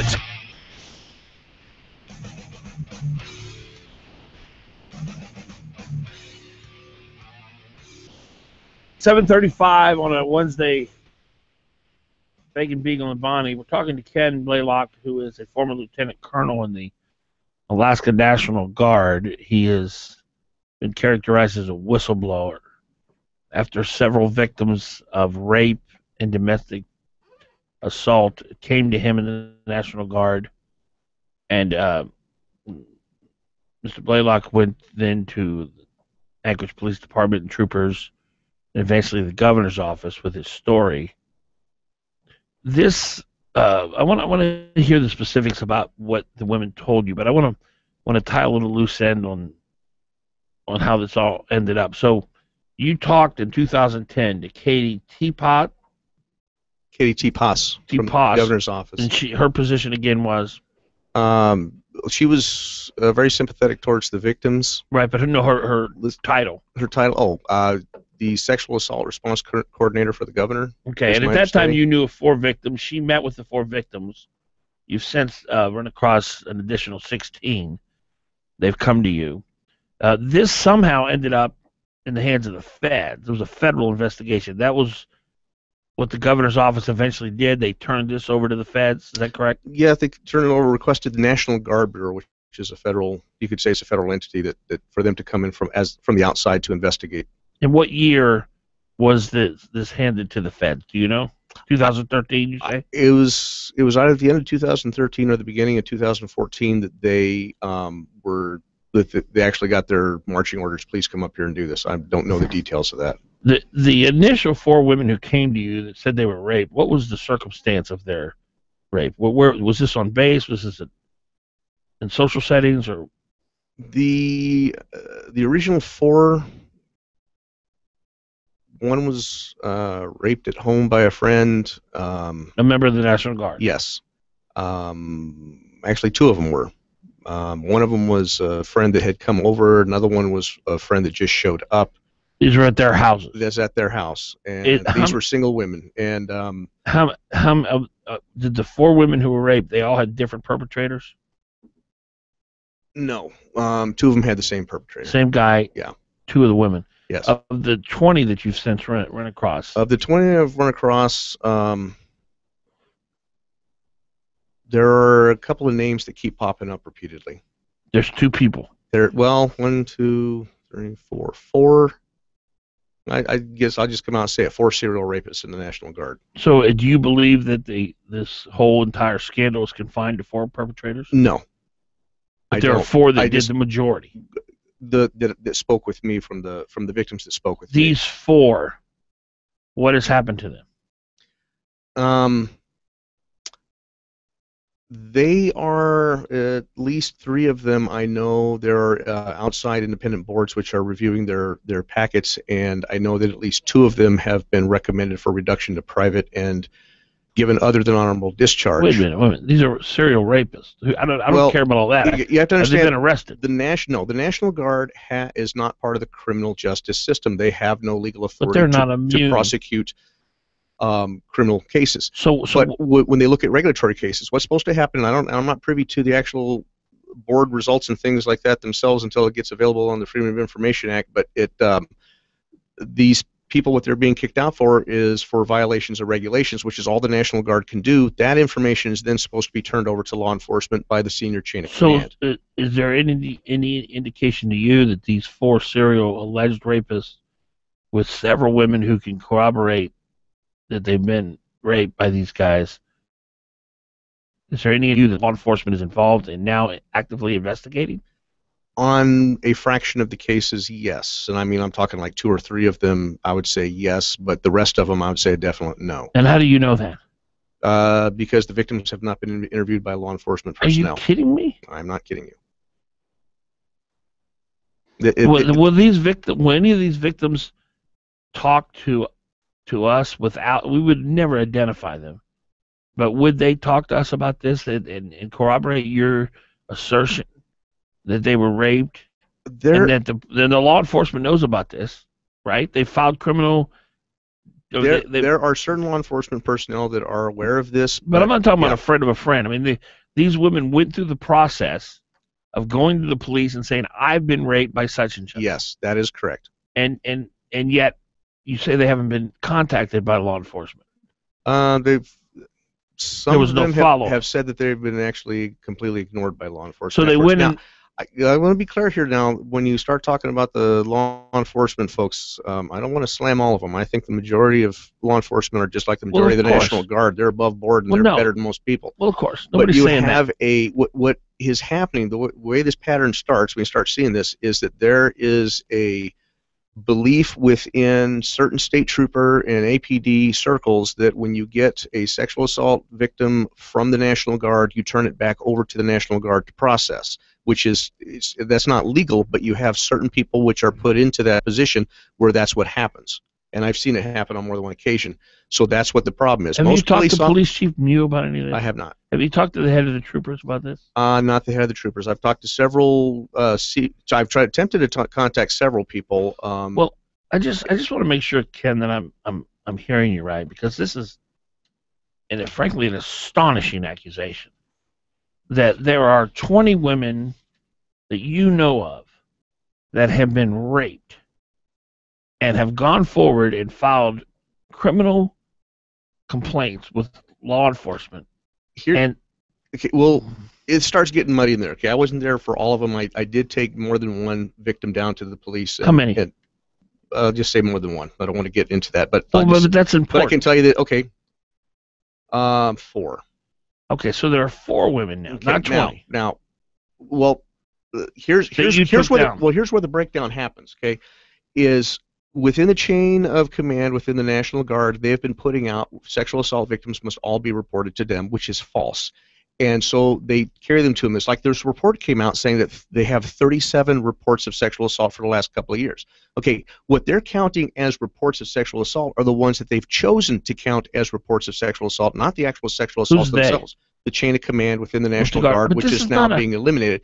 Now, when you start talking about law enforcement stuff, a lot of the victims think, because they're young girls and they're in the military now, that they did what they were supposed to do. That somehow this got to the police. They went to the Guard. So officer, how many? So only 4 that you are aware of actually went to either troopers or APD. That I could testify to, yes. Okay, and did they go to troopers or APD? Both. Okay, and there's been no follow up on their case from those 4. Correct. At least last time I talked to the victims, which was within the last few months, that is correct. Well, this just to me, it's the biggest story around, and you can get the sense here. Katkus came from APD. He knew what law enforcement, sort of how to bend the system around it. He protected people. He persecuted and prosecuted people, including yourself, who were out blowing the whistle on this. Dan has detailed what's going on with it, but I really would like to know, what is it that good people should be doing now? What should we be demanding? First thing, you got to clean house on the National Guard, because it wasn't just General Cactus that was doing those things. It's all his senior people that were doing his bidding for him. And we want to get some actually legal police investigations into the activities going on there. Well, I'm sorry. I want to see arrests. Well, I would like to see also people handcuffed, but what we have put in the back of police cars. But we have taken people to with jail. no authority coming from out of state doing an investigation that they have no authority to enforce anything legal on. 744. We'll be back. From out of state doing an investigation that they have no authority to enforce anything legal on. 744. We'll be back.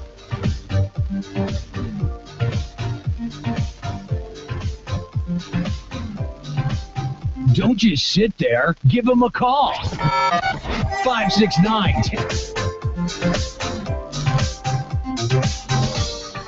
You're on.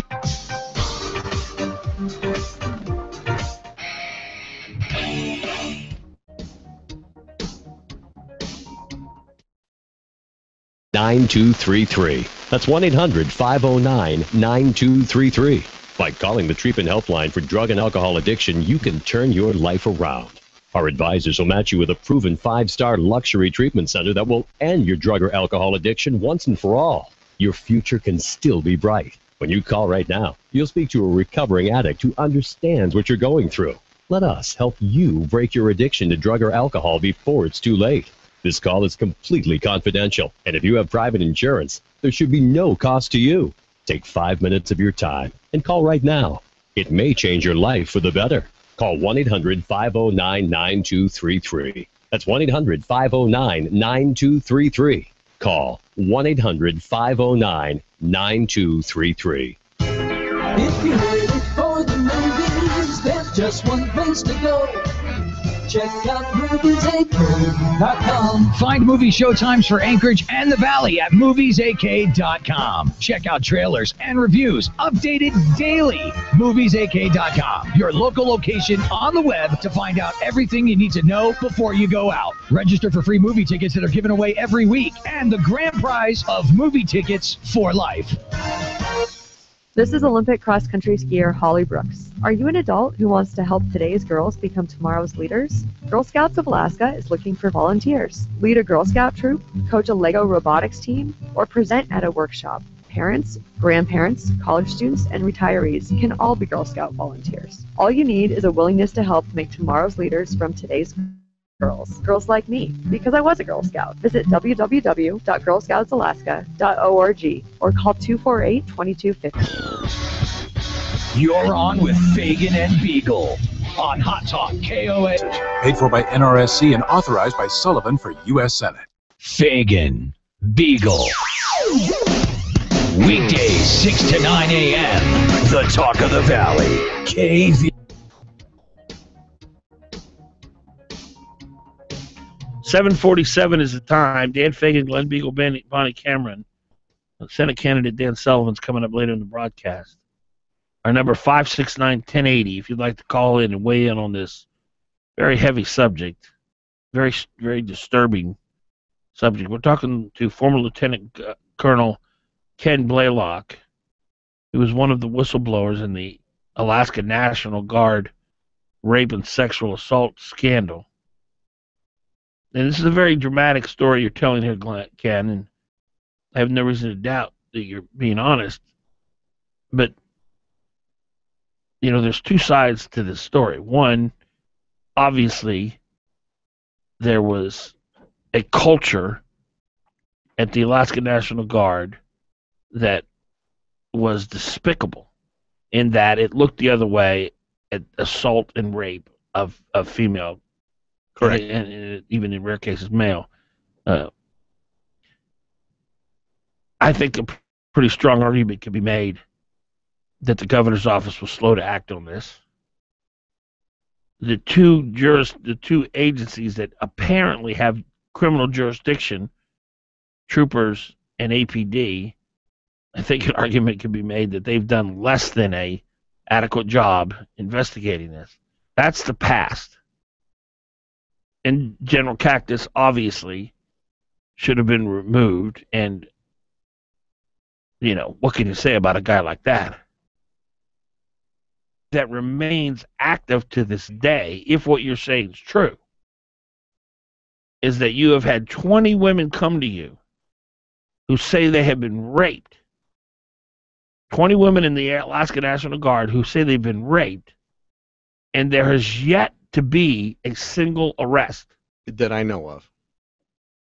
If there had been an arrest, I probably would have known about it.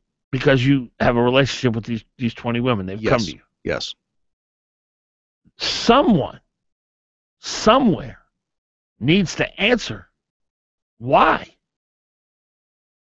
What's your thought? I mean, what? Okay, I can tell you how it happens. When you get the victims, it's hard enough for a victim to come forward to begin with. What we have here is a pattern where you have numerous victims coming forward saying the same thing and being treated the same way, but they're beaten down. They're worn down. Every time they try to come forward, they go through a little rigmarole. Every comment they make is used against them. Here's what happened to a victim. She reported to command. Next thing you know, she is sitting in an office full of people she doesn't know that all outrank her, and they're giving her the third degree on answering questions. At that moment, they have just compromised any testimony she can make, because any answer she gives can be used to defend the person in court. I understand that. So you've destroyed the ability for them to get something out of this. So what basically we've all been trying to do is show the pattern. But you say there's one or two National Guardsmen that keep surfacing that are involved in these sexual assaults, correct? Correct. And how many of the 20 women that say they were raped by one of these two men? One of these two men. Is it half of them? Is it a couple of them? 5 or 6 of the ones that I spoke to within these two men. I have now. These are the ones that have talked to me, but I've kind of been privy to what other folks are talking to, and the same names keep popping up with other reports. And as far as you know, these two men are still in the National Guard? As far as I know. And they've not been charged with anything? They've had board meetings against them. In the Guard? In the Guard, reviewing but to me, their behavior, which is not, like I said, the Guard does not review criminal behavior, reviews regulatory behavior. To me, this is not a Guard issue. It's a... That's correct. Where's the police? The whole point about this is that when you have a sexual assault victim within the National Guard, you report it to the police. You don't go to the chain of command. You don't sit there and tell everybody in the world about it. You don't have a meeting on it. You go to the police. There is no other answer, and that is written in all the regulations. Has Mark Mew with APD or troopers, the Public Safety Commissioner, has either one of them addressed this issue directly, as far as you know? Yeah, as far as I know, they have not. You know, it's nice, and I see here, you know, the governor, he handed this all over to the feds, and the feds came back with a report saying that the culture at the Alaska National Guard needs cleaning up and all that. That's all well and good. That's good. Hopefully we're beginning to change the culture, although you say there's a lot more that needs to be done. But the fact remains there are 20 women who say they've been raped, according to you, and nothing's been done. Law enforcement to the people who raped them. I don't understand that. The whole story doesn't get to the proper law enforcement officials that would handle this, and that is a problem. That's a breakdown. There's an interference when they try to get to us. So it's not that we're going to cut down every police officer out there. What kind of interference? The victims, like when they're in the National Guard and they're taken into this office and they're chewed out by senior officers, including general officers. Victims victimized a second time. Right. Correct, and then they don't want to talk about it, and they're talked out of their story. It's like, well, what were you doing there? Were you drinking? Did you dress provocatively? You know, all the old standard nonsense. But are you saying then that APD and troopers would prosecute? Oh, I'm sure. If the women were more willing to come in and cooperate, are you saying that it's the victims that's holding up the process? No. The victims now, you have to have a victim that actually makes a complaint and says that I want to prosecute this person. And you're saying they've been intimidated to so much that they're not going to do that anymore. So you can't blame PD and troopers for this? No, just individuals within organizations. You always have dirtbags. But I say on the whole, the law enforcement personnel, they have somebody at a higher level which has manipulated the situation so that they stay out of it. Oh, so that's a conflicting story. Okay, So when you're I talk saying- to police officers and they say, after they talk to me and get the information and they're on this thing, and then they come back to me and say, we're told not to talk to you anymore, that means somebody higher than them told them not to talk to me anymore. So it is the law enforcement agencies that are negligent. As a whole, just like when you talk about, I'm not saying that Parnell actually went out and did a whole bunch of heinous acts or anything like that, but if his staff people or something like that did it, that is part of the Parnell office. How many law so you're looking at enforcement- the whole thing. How many law enforcement officials told you they're not supposed to talk to you? Let's see. 1, 2, 3, 6. And did they say who told them that? The only word that I got was that it went all the way up to the governor's office. Why would you not come forward with their names? Because I don't feel like throwing this stuff out. When the right people hear about it, it'll be investigated. But coming forth with certain things, you compromise stuff. And these is like the people that I'm talking about. They, it's not that they did anything against me, but throwing their name out there kind of puts them in that same victim category. Now, when if 6 law enforcement officers told you they're not going to investigate a rape charge because they've been told not to. What they've been told is that they're redirected to investigate something else. They have other things. Now, the sexual crimes unit, this is a problem a lot of people don't understand. Is that I don't want to get off the topic here. But this is the topic. It's when you report something to the police, you have different agencies within the police itself that investigate specific things. So if you go to made one an police accusation officer, here that there were 6 law enforcement officers. Yes. That were specifically told not to talk to you because of it. Correct. Why would you not say their names? Because it could get them in trouble. They should be in trouble. They should. No, they didn't do anything wrong. It's the Yes, people they above them. did. Yes, they did. If I'm a police officer, and I'm told don't investigate the rape, no, you stand up for the rape victim, and you investigate it anyway, and you say fire me if you will. I'm not going to not investigate a rape because some higher up in the governor's office or the National Guard or the Attorney General's office or whatever told me not to. Well, let me just say that within These the law 6 men need to answer for looking the other way on these rapes. I didn't say they looked the other way. I'm not saying that they didn't ever speak to me again. They did, behind the scenes, trying to get things going, just like the current investigation, and making statements to the military officials that would eventually come and investigate. They were willing to do what they needed to do. So they were working behind the scenes, but they have a bureaucracy that they're facing up to just like the rest of us. That's what I'm saying. You're putting them they're kind of falling into the victim category themselves. They're not the senior people that make all the decisions. They're redirected, reassigned, put in somewhere else, and given another duty to do, and told, we'll handle this. This will be taken care of by someone else. There's only one victim here. It's a rape victim. Correct. If there are 6 law enforcement officers who communicated to you that they're not supposed to talk to you because this is all supposed to go away, which is what you're insinuating, you should reveal their names. I'm not gonna. I'm telling you, I'm not going to reveal those names. Just like I'm so not going your to talk about the loyalty victims' names. to the cop who wants to hide this instead of the rape victim. No, he's not hiding it. There's the point. Listen, it's just like me when I didn't jump up and down and scream on a soapbox about this stuff. Let me say this, Ken. It is very suspicious that 6 law enforcement officers would tell you they're not supposed to talk to you. That is a very suspicious claim. I'm not saying you're lying about it, but that's pretty widespread conspiracy. Mm-hmm. And this is the kind of thing where, man, I don't know. Everybody I've ever known in law enforcement, they have very little tolerance for rapists. And you're almost saying, well, these 6 guys or gals, they didn't really want to get involved because their higher up said not to. And without you naming names, it adds suspicion to that claim. But there is meat to it because Catkiss has been removed. Oh, I agree with it. Oh, look, the culture at the National Guard being corrupt is without dispute. Nobody's disputing that. But the idea that law enforcement would also be covering up for rapists, that seems suspicious to me. I want to thank you for coming forth. I want to thank you for spending 4 years making sure that these victims are going to get their day, and they just have to wait. We're going to do it. We're going to do this, I think. So we will follow up. Thank you all very much. Yeah. Thank you. 7:58. We're going to do this, I think. So we will follow up. Thank you all very much. Yeah. Thank you. 7:58.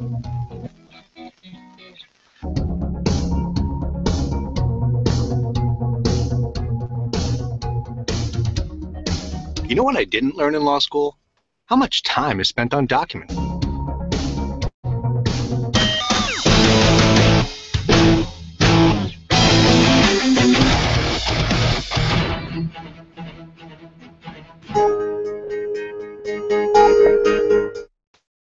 A 20th anniversary sale. Any pizza, any size for just 20 cents. Now that's an offer that you really can sink your teeth into. Call 333-8000 and order the Sicily's 20th anniversary special. Buy any pizza, any size, and get a second pizza for only 20 cents. Order online at sicilyspizza.com. Offer valid for pickup and carry out only. Best ingredients, best pizza, Sicily's. Just call Sicily's Pizza.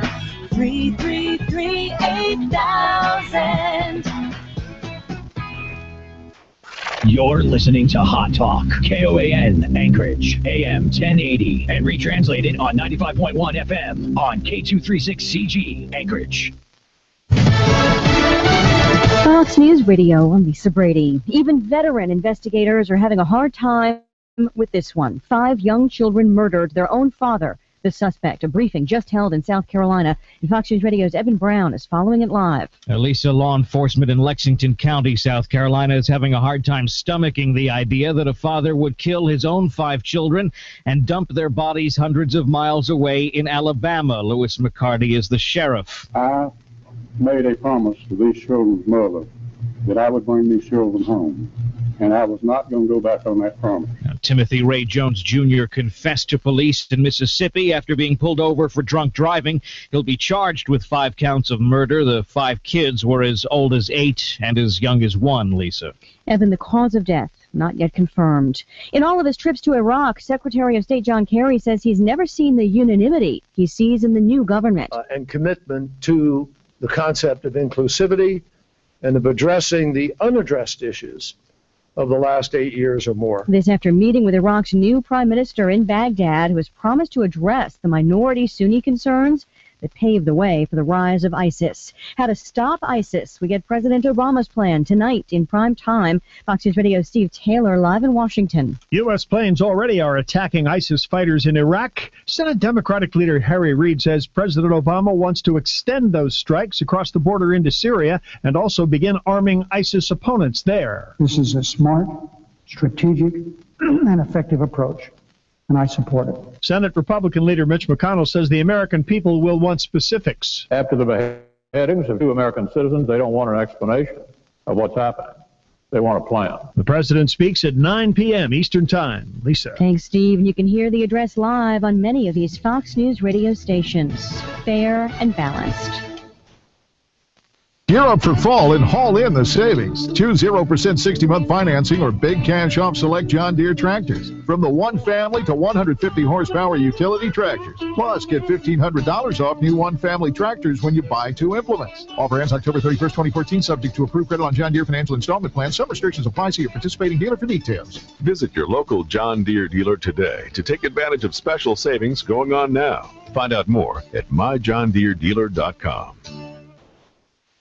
Attention homeowners, I'm Jay Farner, president of Quicken Loans. We've told you about HARP in the past. There are so many more of you who could be saving hundreds of dollars every month on your mortgage.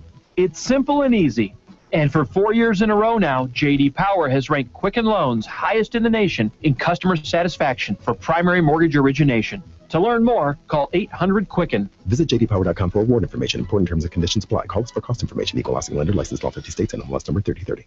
When Alaska hunters get their moose or caribou, deer or sheep, they face a number of choices. The smart ones bring their meat to Herb Ekman at Alaska Sausage. We have been processing game for Alaskans since 1963. I am very proud of the products we make. Alaska Sausage makes wonderful breakfast sausage, Polish sausage, summer sausage, and the old favorites, moose-a-roni and wieners, plus their puncher sticks, pepper sticks, or teriyaki sticks. And each month we have some great specials like our classic pastrami. Our specials are always very popular. And a superior product starts with superior meat. That's why Alaska Sausage only accepts good, clean game meat that has been well cared for before it gets to us. You know, there's a lot of hard work involved in bringing back your moose or caribou or sheep. A lot of hard work. So it only makes sense to take it where you'll get the best sausage and meat. Alaska Sausage, near the corner of Arctic and Benson. And our Valley customers can drop their clean, boneless meat at Smoked Alaska Seafoods, where Alaska Sausage will pick it up and complete your order.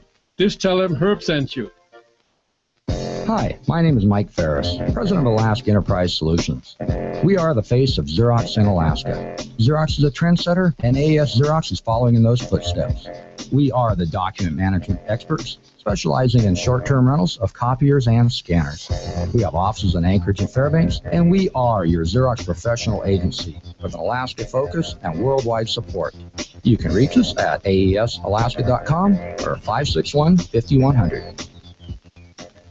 When Malarkey Mark Begich ran for U.S. Senator, he made a lot of claims about his record as Anchorage mayor. Begich knew the truth wouldn't come to light before the election. But now, history has caught up with Malarkey Mark. Under Begich, Anchorage taxes went up 27%. Under Begich, the city budget ballooned, a $142 million increase in spending. Under Begich, the city was saddled with unprecedented 5-year union contracts. Under Begich, a deficit of over $20 million was left for the next mayor to deal with.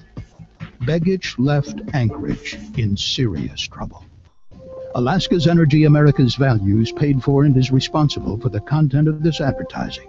It's time to replace Malarkey Mark with U.S. Senator Dan Sullivan.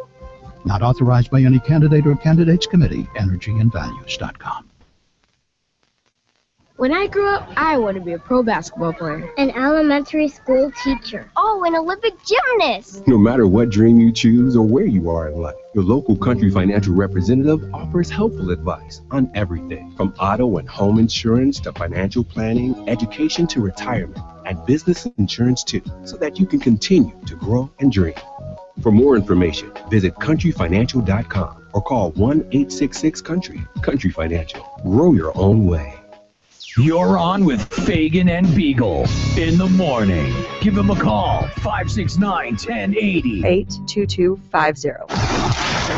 You're on with Fagan and Biegel in the morning on the Talk of the Valley, KVNT, 92.5 FM, 1020 AM.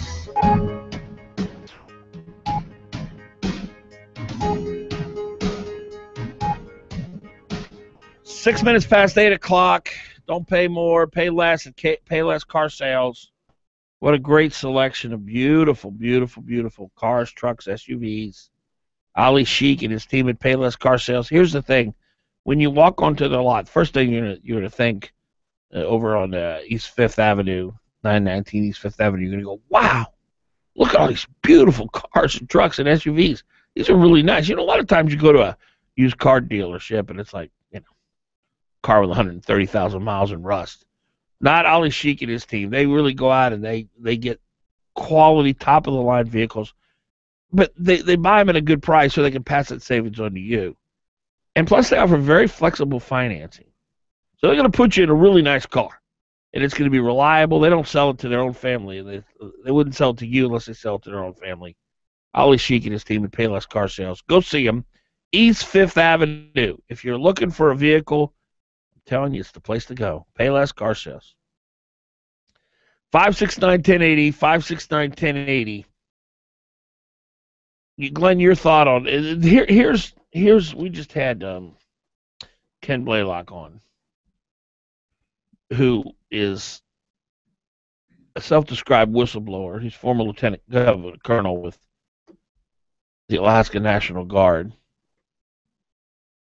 And he said that initially, 4 women came to him, but overall 20 did, who said they had been raped. Mr. Blaylock claims that he went to several law enforcement officers, 6 of them, either troopers or APD, and he was told that they're not allowed to speak with him. He said he went to go speak to Katie T-Pos with the governor's office back in 2010. At that point, knowing of 4 victims. Long story short, 3 years later, the governor eventually turned the whole matter over to the feds, and there's a report issued corroborating that the Alaska National Guard had a culture that looked the other way when it came to sexual assault. General Cactus, the head of the National Guard, was asked to step down. I don't dispute any of that. Well, obviously I can't corroborate or dispute any of this. I'm going just by what Mr. Blaylock says, but some of the things I just described is without dispute. Some of it we'll maybe never know. But here's what I know.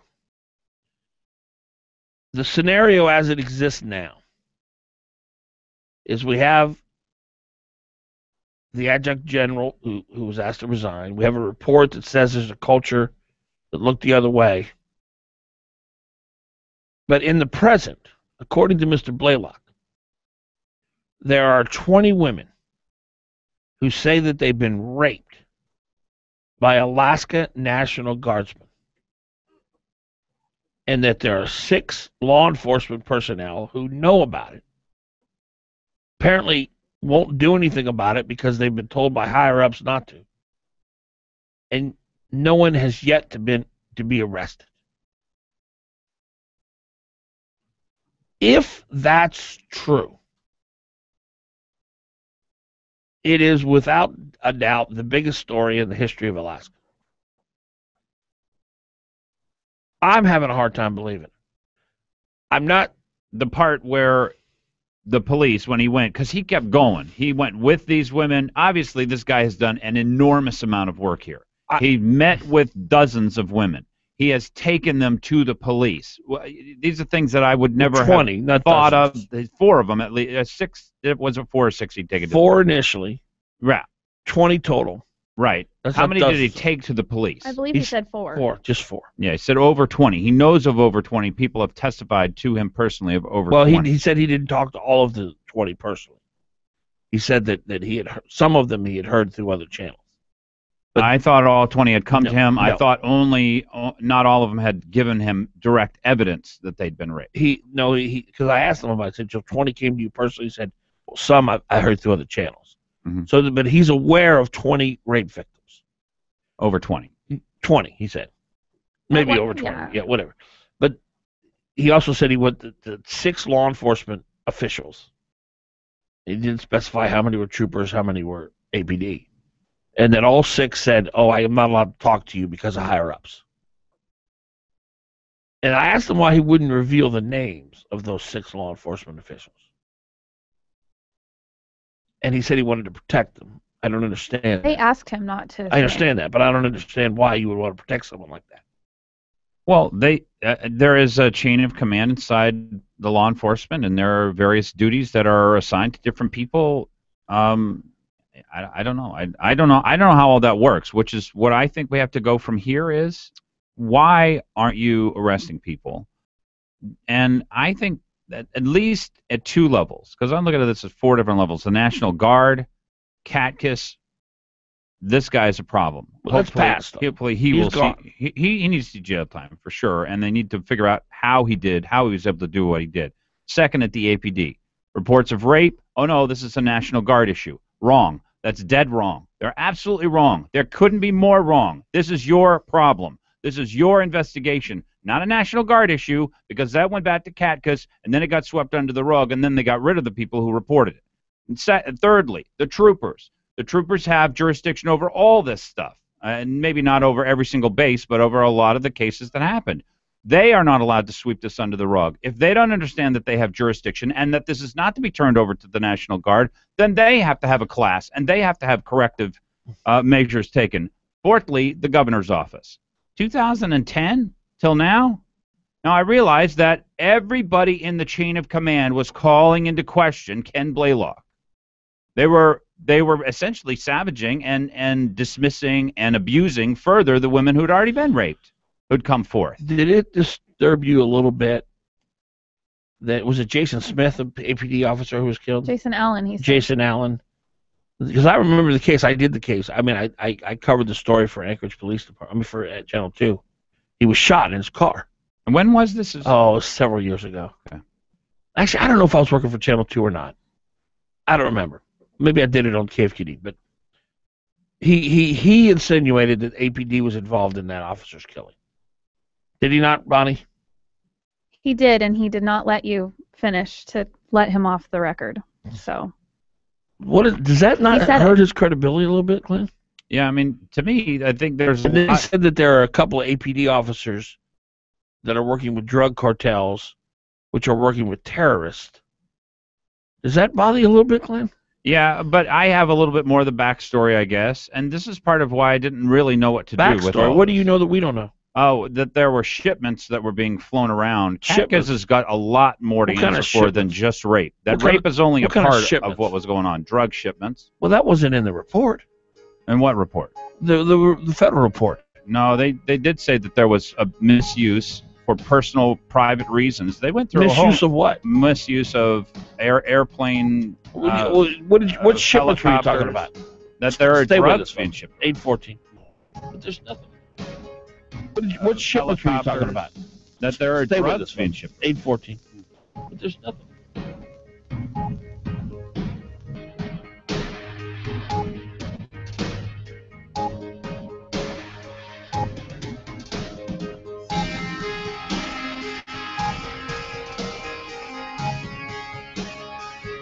KOAN. You're on with Fit.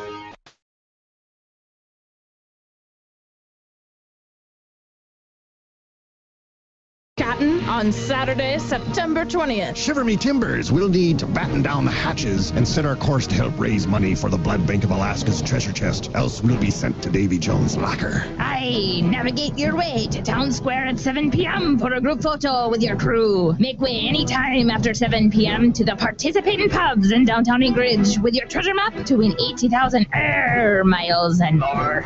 When in doubt, jibe ho to anchoragedowntown.org for more details and discounts on hotel stay, costumes, and parking at Easy Park lots for the night. Yo ho, me hearties. We best be seeing your scallywags at the Pirate Pub Crawl on September 20th. Brought to you by the Anchorage Downtown Pirate Age Graphics, the Blood Bank of Alaska, the Odom Corporation, Dooley's Tuxedos and Rentals, and Alaska Integrated Media. You're the type who likes to seize the day, all 30 of them, during Member September. All month long, almost anything you get at Rite Aid gets you 3 times the Wellness Plus points, which gets you to gold and 20% off almost everything in the store 3 times faster. Yep, the best program in the business is now even better, by 3, but only during Member September and only at Rite Aid. Activate your membership at memberseptember.com today. Rite Aid. With us, it's personal. Limitations apply. Prescriptions ineligible for triple points. See store for details. I'll never forget that moment. As long as I live. As long as I live. My first call ever as a member of the National Guard. When we got to the armory, they briefed us on the wildfires. They were getting dangerously close to homes. Helicopters were going up to drop water on the fires. Guys in the unit were preparing for firefighting with local fire crews. At that moment, I got my first taste of just how important the Guard is to my community. See how the Guard can be an important part of your life at nationalguard.com. Sponsored by the Alaska National Guard, aired by the Alaska Broadcasters Association and this station. Hot Talk KOAN, man. And by your friends at Alaska Integrated Media. Fagan and Biegel, weekday mornings from 6 to 9 a.m. on the Talk of the Valley.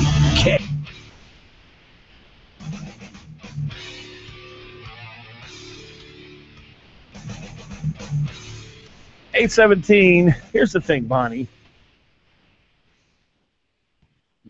No one is disputing that there were rape victims in the Alaska National Guard, right? Right. And it's sad, and you don't want to diminish the culture that existed there.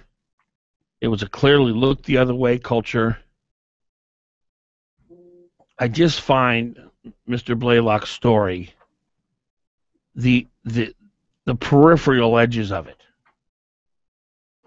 The peripheral edges of it, not the heart of it. I don't dispute the heart of it. Mm-hmm. But the peripheral edges that 6 law enforcement officers said, I can't talk to you. APD was involved in the assassination of one of its own. There are some in the APD who are involved with the cartels and terrorists. This kind of stuff, it just...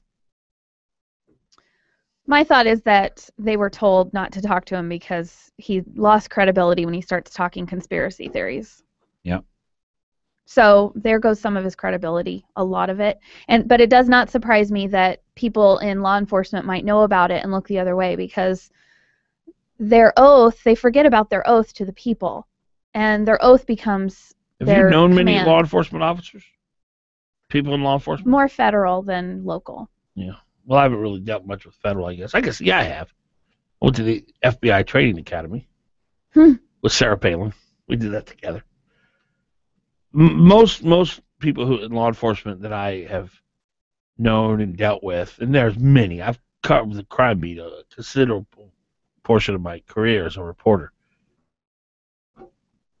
Almost a rabid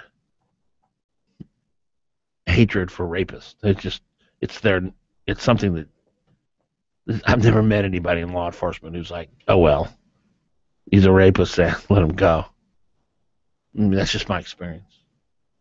So I don't know why 6 law enforcement agents would, as he's insinuating, say, well, my higher ups don't want me to investigate this, so I'm going to let the rapists go. Well, somehow there aren't rapists in jail, and the rapists are now known, and so I guess we'll find out what happened. I mean, as we go through the process, more of this information will come out. 569-1080. Mark, you're on. Hey, Dan. I was listening to the gentleman there, and boy, I admire his courage for speaking up. I'm surprised there's been less coverage. You're talking about the new Dispatch News there, and I've been wondering why they haven't covered Vic Coring dropping out at the last minute.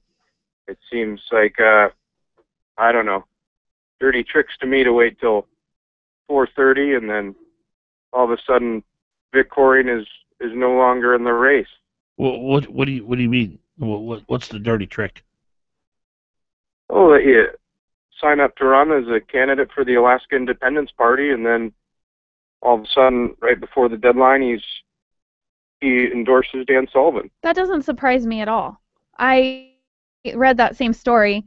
Vic Coring is a conservative. I don't know why he was running as that. He likes the attention. That's my personal opinion. So are you saying that there's some kind of dirty tricks between the Sullivan camp and Coring? Well, sure seems like a guy who's a candidate, and then... Mark, do you realize that Vic Coring ran for, what was it in the Valley? A mayorship or something? Yes, and he came in like 4th. Yeah, it wasn't good. He maybe will pull 4 votes away from Dan Sullivan in the Senate race. You got to be kidding me. I don't think there's that, and my first thought goes to what's going on here, and even I was like, no, there's nothing here. Nobody would vote for Vic Coring right now. I know. I mean, are you kidding me? I mean, I'm not kidding at all. Sure, I mean, think about it. He drops out, and all of a sudden, he's got no support.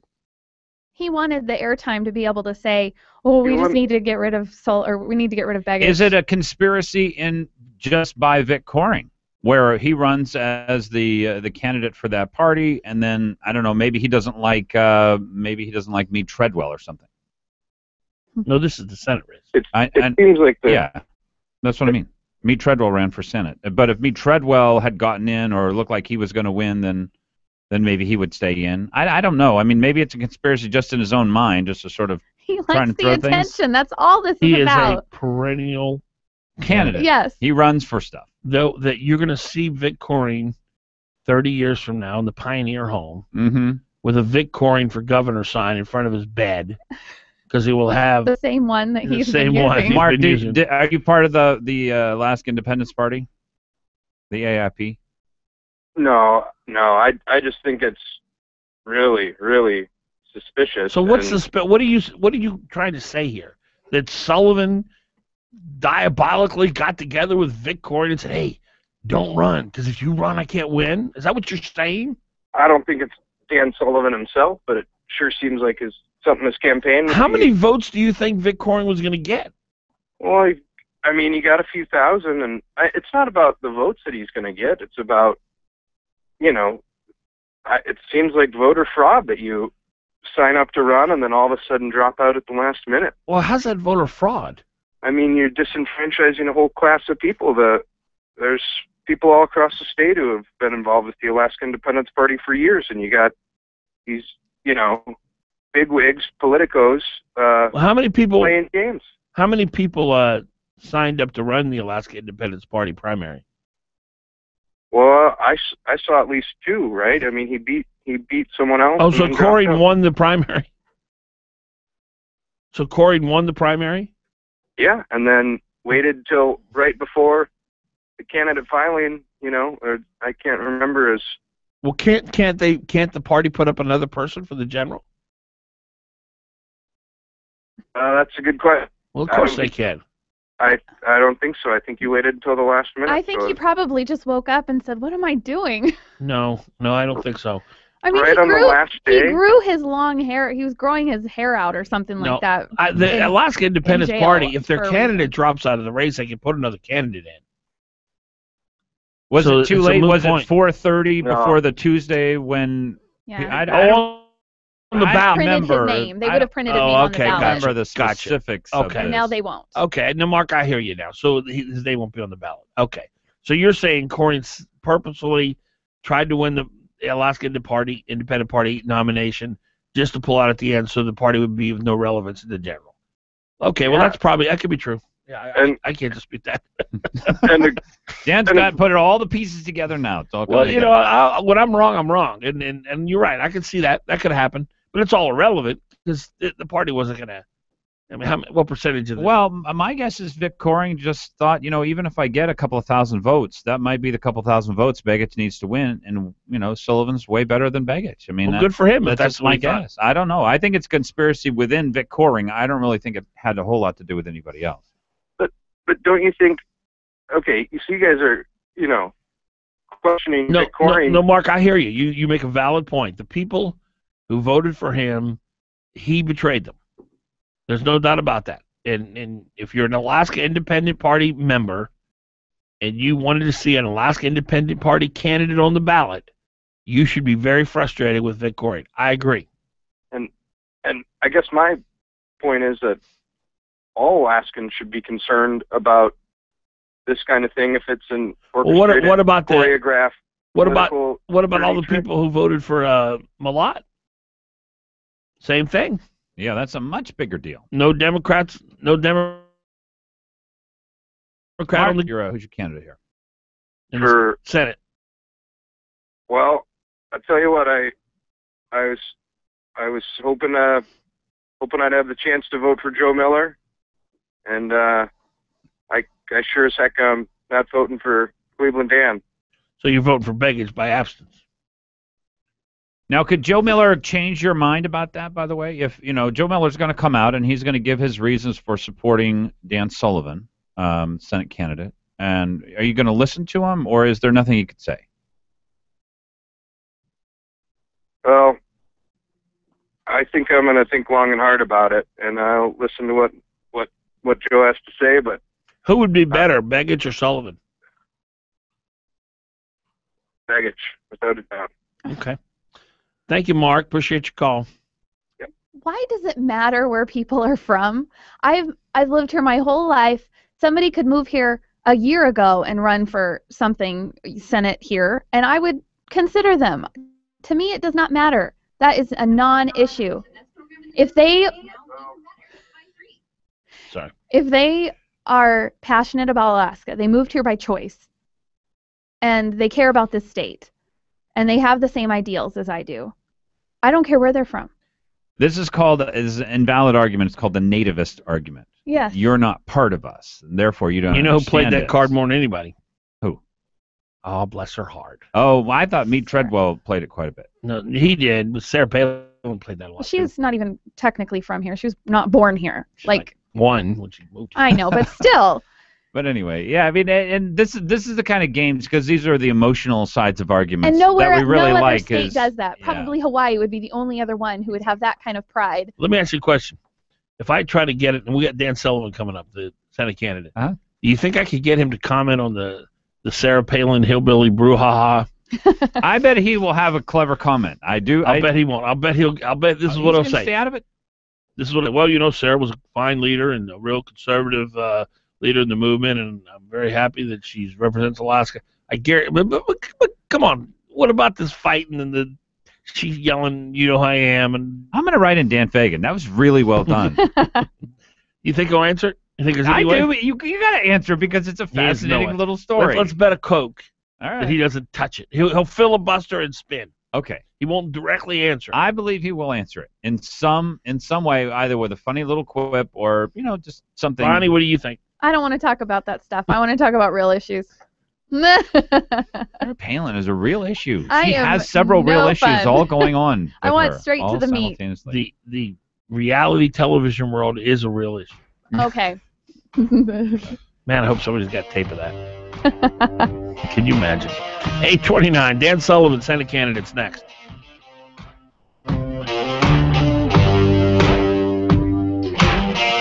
Next.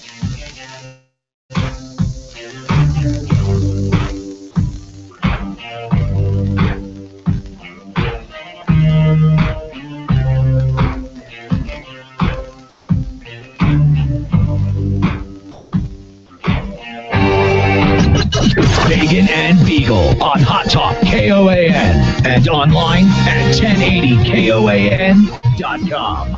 Local news brought to you by Jansen Funeral Homes, Jansen's Evergreen Memorial Chapel, Jansen's Alaska Cremation Center, and Jansen's Eagle River Funeral Home. Jansen Funeral Homes, where just like family, they're there when you need them. With KOAN News, I'm Chuck White.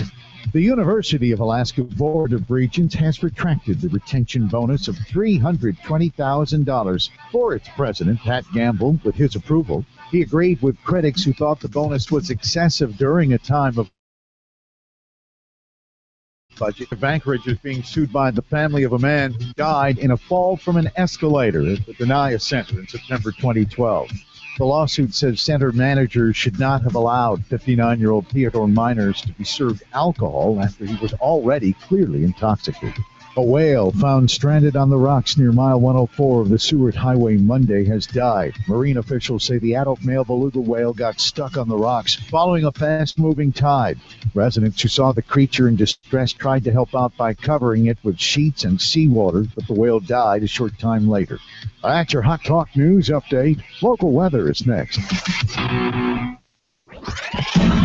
Mostly cloudy skies this afternoon with a bit of rain. High 57. For tonight, mostly cloudy, low 47. Tomorrow, partial sunshine, high 61. Thursday night, low 49. Friday, mostly cloudy with occasional rain, high 60. Saturday, periods of rain, high 59. Hot Talk, bring in the latest weather. KOAN 95.1 FM and 1080 AM. Chris here along with my buddy Brock. That's right. We're here to tell you to tune into the Beer Show every Saturday at 5 p.m. on 95.5 and 1080 KOAN. The Beer Show is brought to you by Brown Jug Alaska, Eagle River Ale House, Great Artisan Beverages, and the Odom Corporation. Please drink responsibly. $54.96. A better life with Dr. Sanjay Gupta.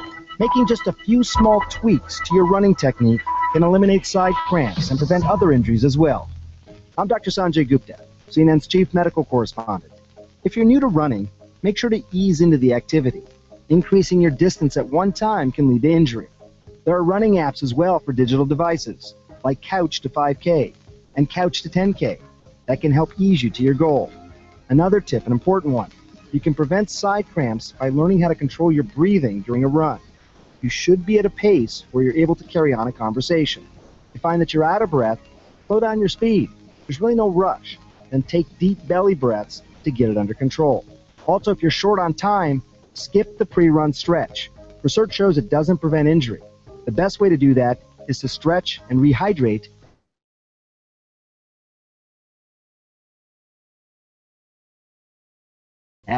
You're the type who likes to seize the day, all 30 of them, during Member September. All month long, almost anything you get at Rite Aid gets you 3 times the Wellness Plus points, which gets you to gold and 20% off almost everything in the store 3 times faster. Yep, the best program in the business is now even better, by 3, but only during Member September and only at Rite Aid. Activate your membership at memberseptember.com today. Rite Aid. With us, it's personal. Limitations apply. Prescriptions ineligible for triple points. See store for details. Trying to sell your old car? Instead, donate your vehicle to Heritage for the Blind. Pickup is free and your donation is tax deductible. Just call 1-800-953-4036. Heritage for the Blind accepts cars, vans, trucks, and boats, whether they run or not. Call right now and receive a free 3-day vacation voucher to over 50 locations. Call 1-800-953-4036. Donate your car today. That's 1-800-953-4036. Did you know that one of the state's premier medical facilities is located right in the heart of South? Thanks to the Alaska Neurology Center, there's no need to leave Alaska anymore when it comes to treating the nervous system. You'll receive the best care at the Alaska Neurology Center for epilepsy, cerebral palsy, brain injuries, Alzheimer's, Parkinson's, Huntington's disease, multiple sclerosis, speech disorders, and they offer pain management as well.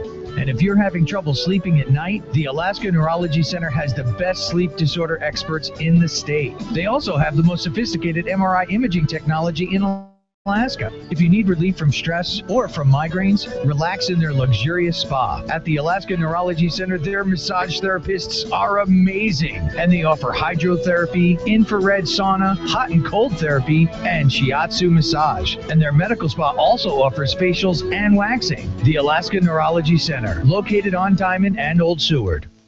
What if buying your next car could actually be enjoyable? At Payless Car Sales, we believe it should be. If you're in the market for your next car, come by and meet our knowledgeable staff and explore our selection of quality vehicles. We offer military discounts, and we give all of our customers Carfax history reports. We can also provide warranties and handle all of your lending needs. Just like driving your car should be enjoyable, so should buying it. Visit us downtown at 919 East 5th Avenue or on our website at paylesssales.com. Payless Car Sales, where Alaskans drive. You're on with Fagan and Biegel on Hot Talk. Wait, 2-1. Fagan, Biegel. Weekdays, 6 to 9 a.m. The Talk. Go ahead and turn that off. It hurts the camera. You're 8:35. on with Fagan and Biegel. Give him a call. 569-1080. KOAN. 8:35 is the time. Fagan, Biegel, and Bonnie. Our good friend Mike Daniels over at Country Financial and his team, they're all about getting you to a worry-free retirement. You know, you work hard, you play by the rules, you invest money, you do what's right. That's for retirement. Mike Daniels and his team at Country Financial, they will get you to a successful retirement by asking the right questions, putting you on the right track, helping you with your investments. They've got 13 locations in Alaska. Give them a call. Here's the number, 866-COUNTRY, 866-COUNTRY. We're going to be talking with Dan Sullivan in just a minute, but I've got to go to my old friend Tank Jones in light of what happened or what Amanda Coyne is reporting on her blog. Tank Jones, of course, the former agent to Bristol Palin's ex. I don't even remember his name. Well, what was your client's name, Tank? You talking about Levi? Levi Johnson. That's right. I'm assuming you're calling about Amanda Coyne's reporting of the brouhaha at the Iron Dog party the other night, where the Palin clan showed up, and Bristol Palin started swinging at people. Track Palin took his shirt off and started getting in a fight. He got a bloody nose. Sarah Palin screamed out, "Do you know who I am?" Someone else in the crowd said, "This is not a hillbilly reality show," and apparently it was quite a scene. No, actually, I didn't hear anything about it, man. I've been working so hard. I only called because I heard your voice. I'm going through the dials, and I'm like, Dan is back, and he didn't even let me know. Unbelievable. Well, I wanted to comment on that. Go to amandacoinblock.com, read the story, and then call me tomorrow, and we'll talk about it. Tomorrow, but it's good to hear from you. Welcome back. Thank you, Tank. Good to hear from you. I'll have somebody to argue with now. All right, man. All right. We'll I'll see call you. you tomorrow. Yeah, call me tomorrow. All right. That's Tank Jones. I can't believe he didn't even know about it. Yeah, Levi Johnson. He didn't even know. I can't tell you how many people come up to me a day. Probably 3 or 4 a day. Said, "You're Dan Fagan. You're back. What are you doing for a living?" So, what are you talking about? I got a radio show. How do you get the message out? I don't know. We're spending a lot of money. Believe me, we're going to get it out. How are you, sir? Dan, hey, Glenn, Bonnie, I'm doing great. Good to be back on the show. It's been a while since we talked to you. How you been? I'm doing great. Just campaigning all over our great state. Was in Kotzebue, Nome. Got in late last night. Was in Southeast all before that. Actually got a take a little break, heading out for some Marine Corps training here in the next this afternoon. But it's going great. Boy, a lot of people recognize what a critical election this is for Alaska and the country, and we're getting a lot of enthusiasm. Well, the polls show that, and I'm 54. I've been working in the media, either as a reporter or a talk show host for a long time. Covered a lot of politics, covered a lot of politicians. I used to cover politics in Louisiana, where there's some real scoundrels down there. I got to tell you, Dan, I've never, in all of my years covering politics, seen an ad that is more despicable than the one Mark Begich trying to tie you. Oh yeah. Honestly, that has it is obviously backfired on him big time. And I think it has probably rendered him in many ways useless, and because he's going to keep throwing stuff at you that's not true. But I think a good percentage of voters now realize if he would make that accusation, really, what can we believe that comes out of this guy's mouth? Look, Dan, I'm glad you mentioned this. What I've been referring to on the campaign trail is at this juncture, it's a tale of two campaigns. I'm out there every day talking to Alaskans about big issues, the future, what we want to see in terms of a positive vision for the state and our country. And take a look at our ads. My campaign's ads are always positive. They talk about positive record. That's one focus. And the tale of two campaigns, look at their ads. Since the minute, and even before the primary, but since the minute, we had our, a good result on primary night. These guys have been 110% negative. Their outside groups are negative. It's all, fabrications. But I'll tell you what's really going on here. If you're like Mark Begich, you voted with Obama 97% of the time. You voted with Obama. You voted 60th vote on Obamacare. You're a loyal foot soldier to Harry Reid. He doesn't put that in his ad. I want to ask you don't have a record to run on. So what do?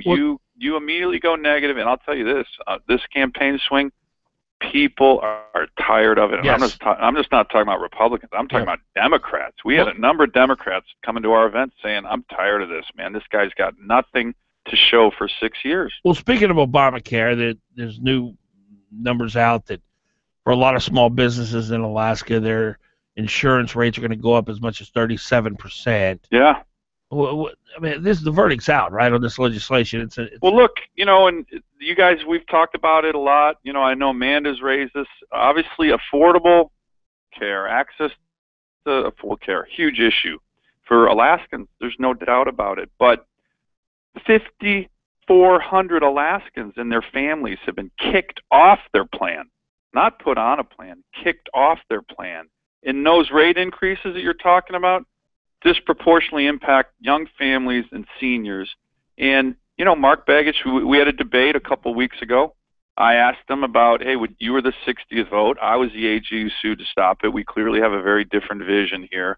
Would you do it again? And he kind of did his bob weave, rope-a-dope. He didn't really answer the question. No. But it's such a symbolic issue, not only because it's hurting Alaskans, it's what this Senate, what Harry Reid, what Obama have done. Huge bills, nobody reads them, and then an avalanche of regs that are crushing not only private sector opportunity, but liberty for Americans. I mean, this is a constitutional issue. And to me, this is one of many, many areas of our records that are completely different. And there's a clear choice coming November, and I think most Alaskans will want less government, more freedom, not the consolidation of power in Washington, which is what Mark Begich's record's all about. Senate candidate Sullivan, Glen here. Hey, Glenn, great to hear your voice. Yeah, I'm feeling good. So far, Begich has used sort of 3 or 4 things that haven't worked very well. Now he's on what I call sort of the trifecta, and I have a worry here. And I'll tell you that you have to fear Dan Sullivan. You shouldn't like Dan Sullivan, and he's got bad friends. I think that he's been neutered on all those arguments because of that absolutely despicable ad that he played for that family who lost some of their loved ones. But yeah, horrible. Here's what I worry about. One of the things that I think he could play well is you don't know Dan Sullivan. And if you don't go to debates like Kodiak, I think that makes his opportunity to make that case a lot stronger. Look, Glenn, we've had debates. I don't even know how many debate requests we've had. I was in Juneau last week. There was the Juneau Chamber of Commerce gave Mark Begich 10 weeks ago the opportunity several times, several different dates that we accepted to debate in Juneau. He didn't want to do it. So we're going to be, I don't even know exactly how many debates we're having, but people are going to have the opportunity certainly to know me. As a matter of fact, I've been out there in terms of a record as Attorney General, as DNR Commissioner. Well, I hope you fly on that record. I hope you fly some people up from Kodiak so that they can participate materially in. We're up against a hard break here, Dan. We'll be right back with you. 8:44. Stay with us. Against a hard break here, Dan. We'll be right back with you. 8:44. Stay with us.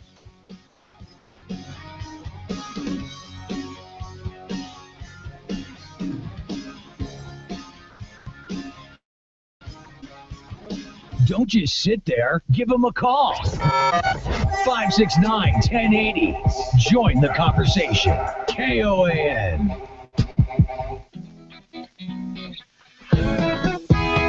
When you've got the best ingredients, the pizza comes out right. That's just what we're cooking for every appetite. Experience the flavor. Call us right away. 24/7. It's a pizza party day. For the past 20 years, Sicily's Pizza has served Alaskans hot. What about a sports city?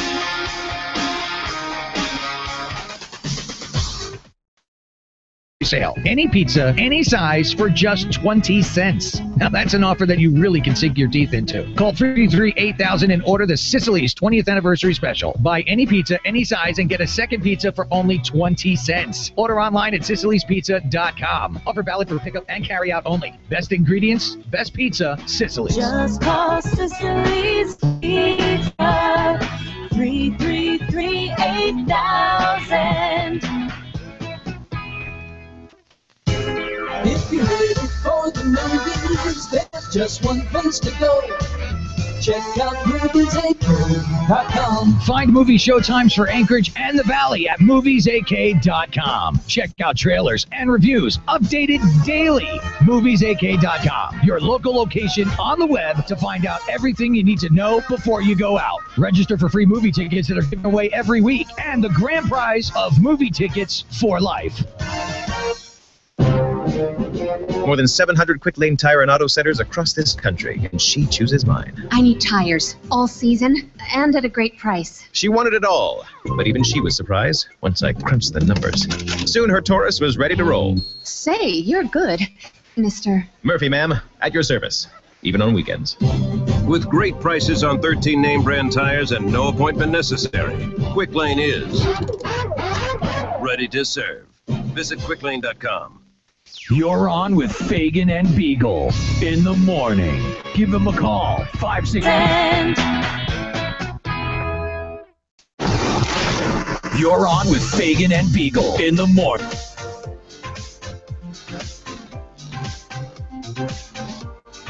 .847 is the time. We're talking to Senate candidate Dan Sullivan. Senate candidate Sullivan, there's a pledge for sovereignty that is roaming around us. What are you going to do with it? Are you going to sign it? Do you know about it?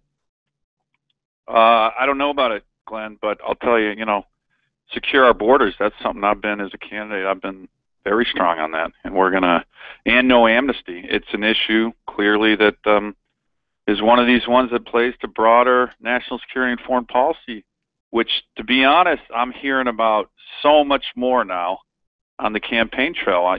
We had a booth out at the State Fair, and I was out there several nights, and just in front of the booth and having folks come up and talk. It's a great way to hear what people's concerns are, and the issue not only of the border, but of broader foreign policy and national security concerns, ISIS, Russia. Boy, it is something that's on Alaskans' minds that 10 months ago wasn't, and it's an area that I have a lot of experience in terms of a senator who can come in and be ready on day one to help struggle with these issues. Keep an eye out for the pledge, because I know that it's Who's out circulating? there. I never heard of it. Who? Well, a friend of mine, Greg, he works with Tea Party groups here in town, and I think he's brought it up with Senate candidate Sullivan. I would never sign a pledge as a candidate. I mean, because you don't know who it is, but anyway, Bonnie, you had a question? Why do people think you're lukewarm?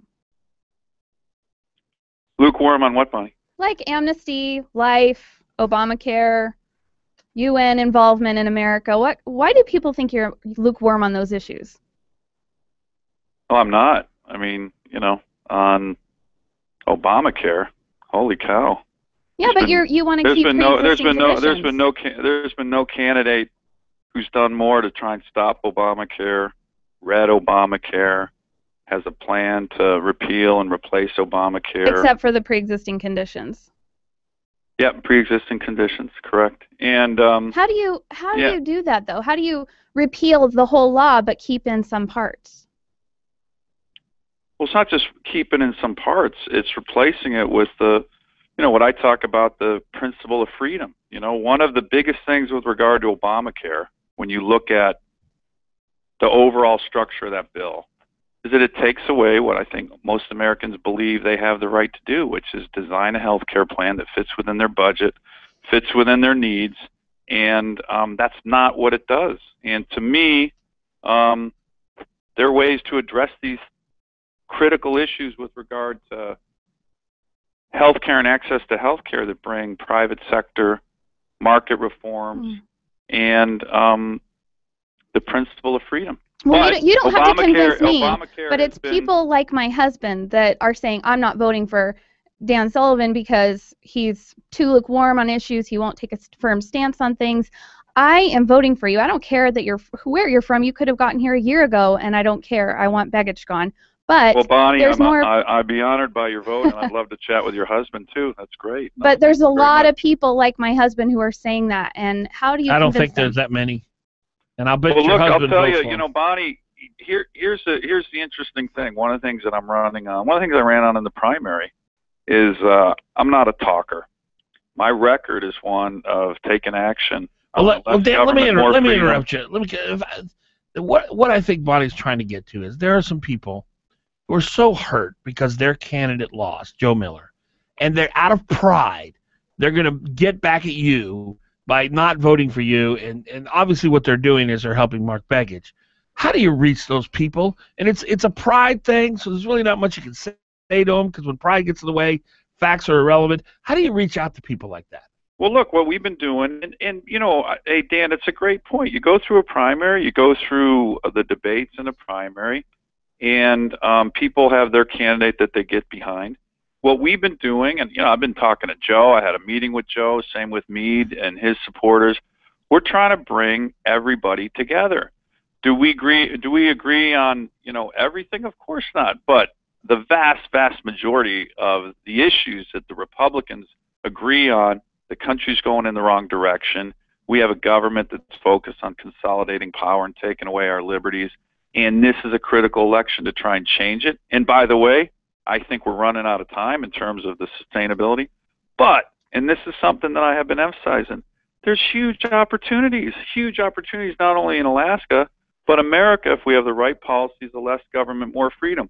So what we've been doing is meeting with all the different groups, not only with regard to Republicans, but to broaden a coalition of people who agree with these ideas to beat Mark Begich. And as you mentioned, this is a critical election. The difference between continued policies of Obama, Harry Reid, and Begich right now at this juncture in Alaska and America's history, or starting to roll back the Obama administration's agenda, is absolutely fundamentally we might be the very, very race that does all of this. And that's why we've been making great progress with all the different groups. And, Bonnie, again, I'd love to chat with your husband. We're going to turn this around, but I think when you are able to sit down with people who've been supporters of different candidates, talk about the issues, we've been doing that a lot.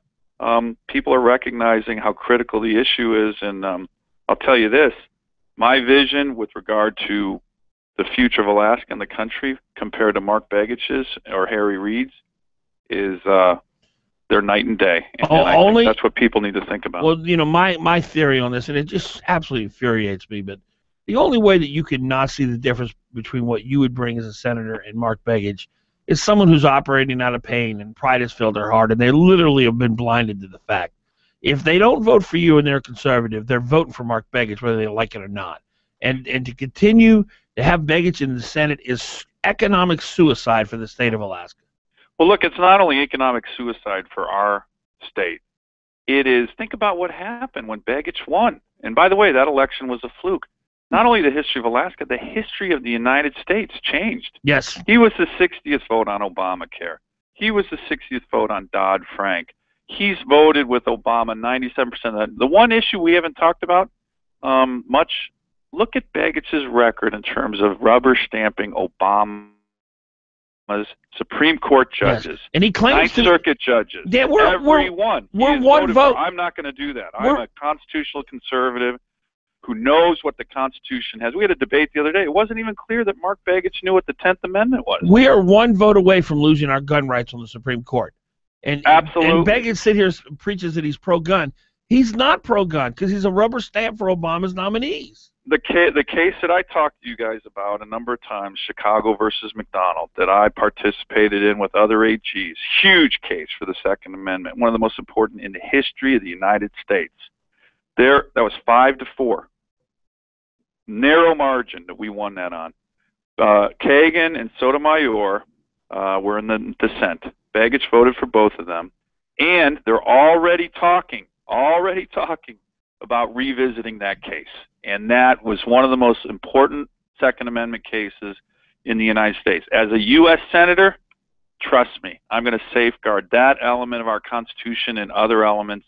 In the judicial area, a lot of people forget about how important a U.S. Senator is with regard to judges. Begich has rubber stamped every single Obama judge put before him. And that is one of these quiet but just fundamentally huge problems that we have right now going on not only in Alaska but the United States. We've got to turn it around. It's so critical. Obama might get 1 or 2 more Supreme Court justices in his last 2 years. So these are huge issues. And I know you got to go. I know you got an appointment. I really appreciate you. Hey, look, I love to be back on. Thanks. Yep. Keep. I appreciate what you guys are doing. And Bonnie, again, I'd be honored by your vote, your husband's vote, and I'd be glad to talk to him. But I'll tell you this: there is growing enthusiasm right now for our campaign. We're doing well in the polling. We're doing well. I'm out in rural Alaska right now, and I got you winning by 11 points.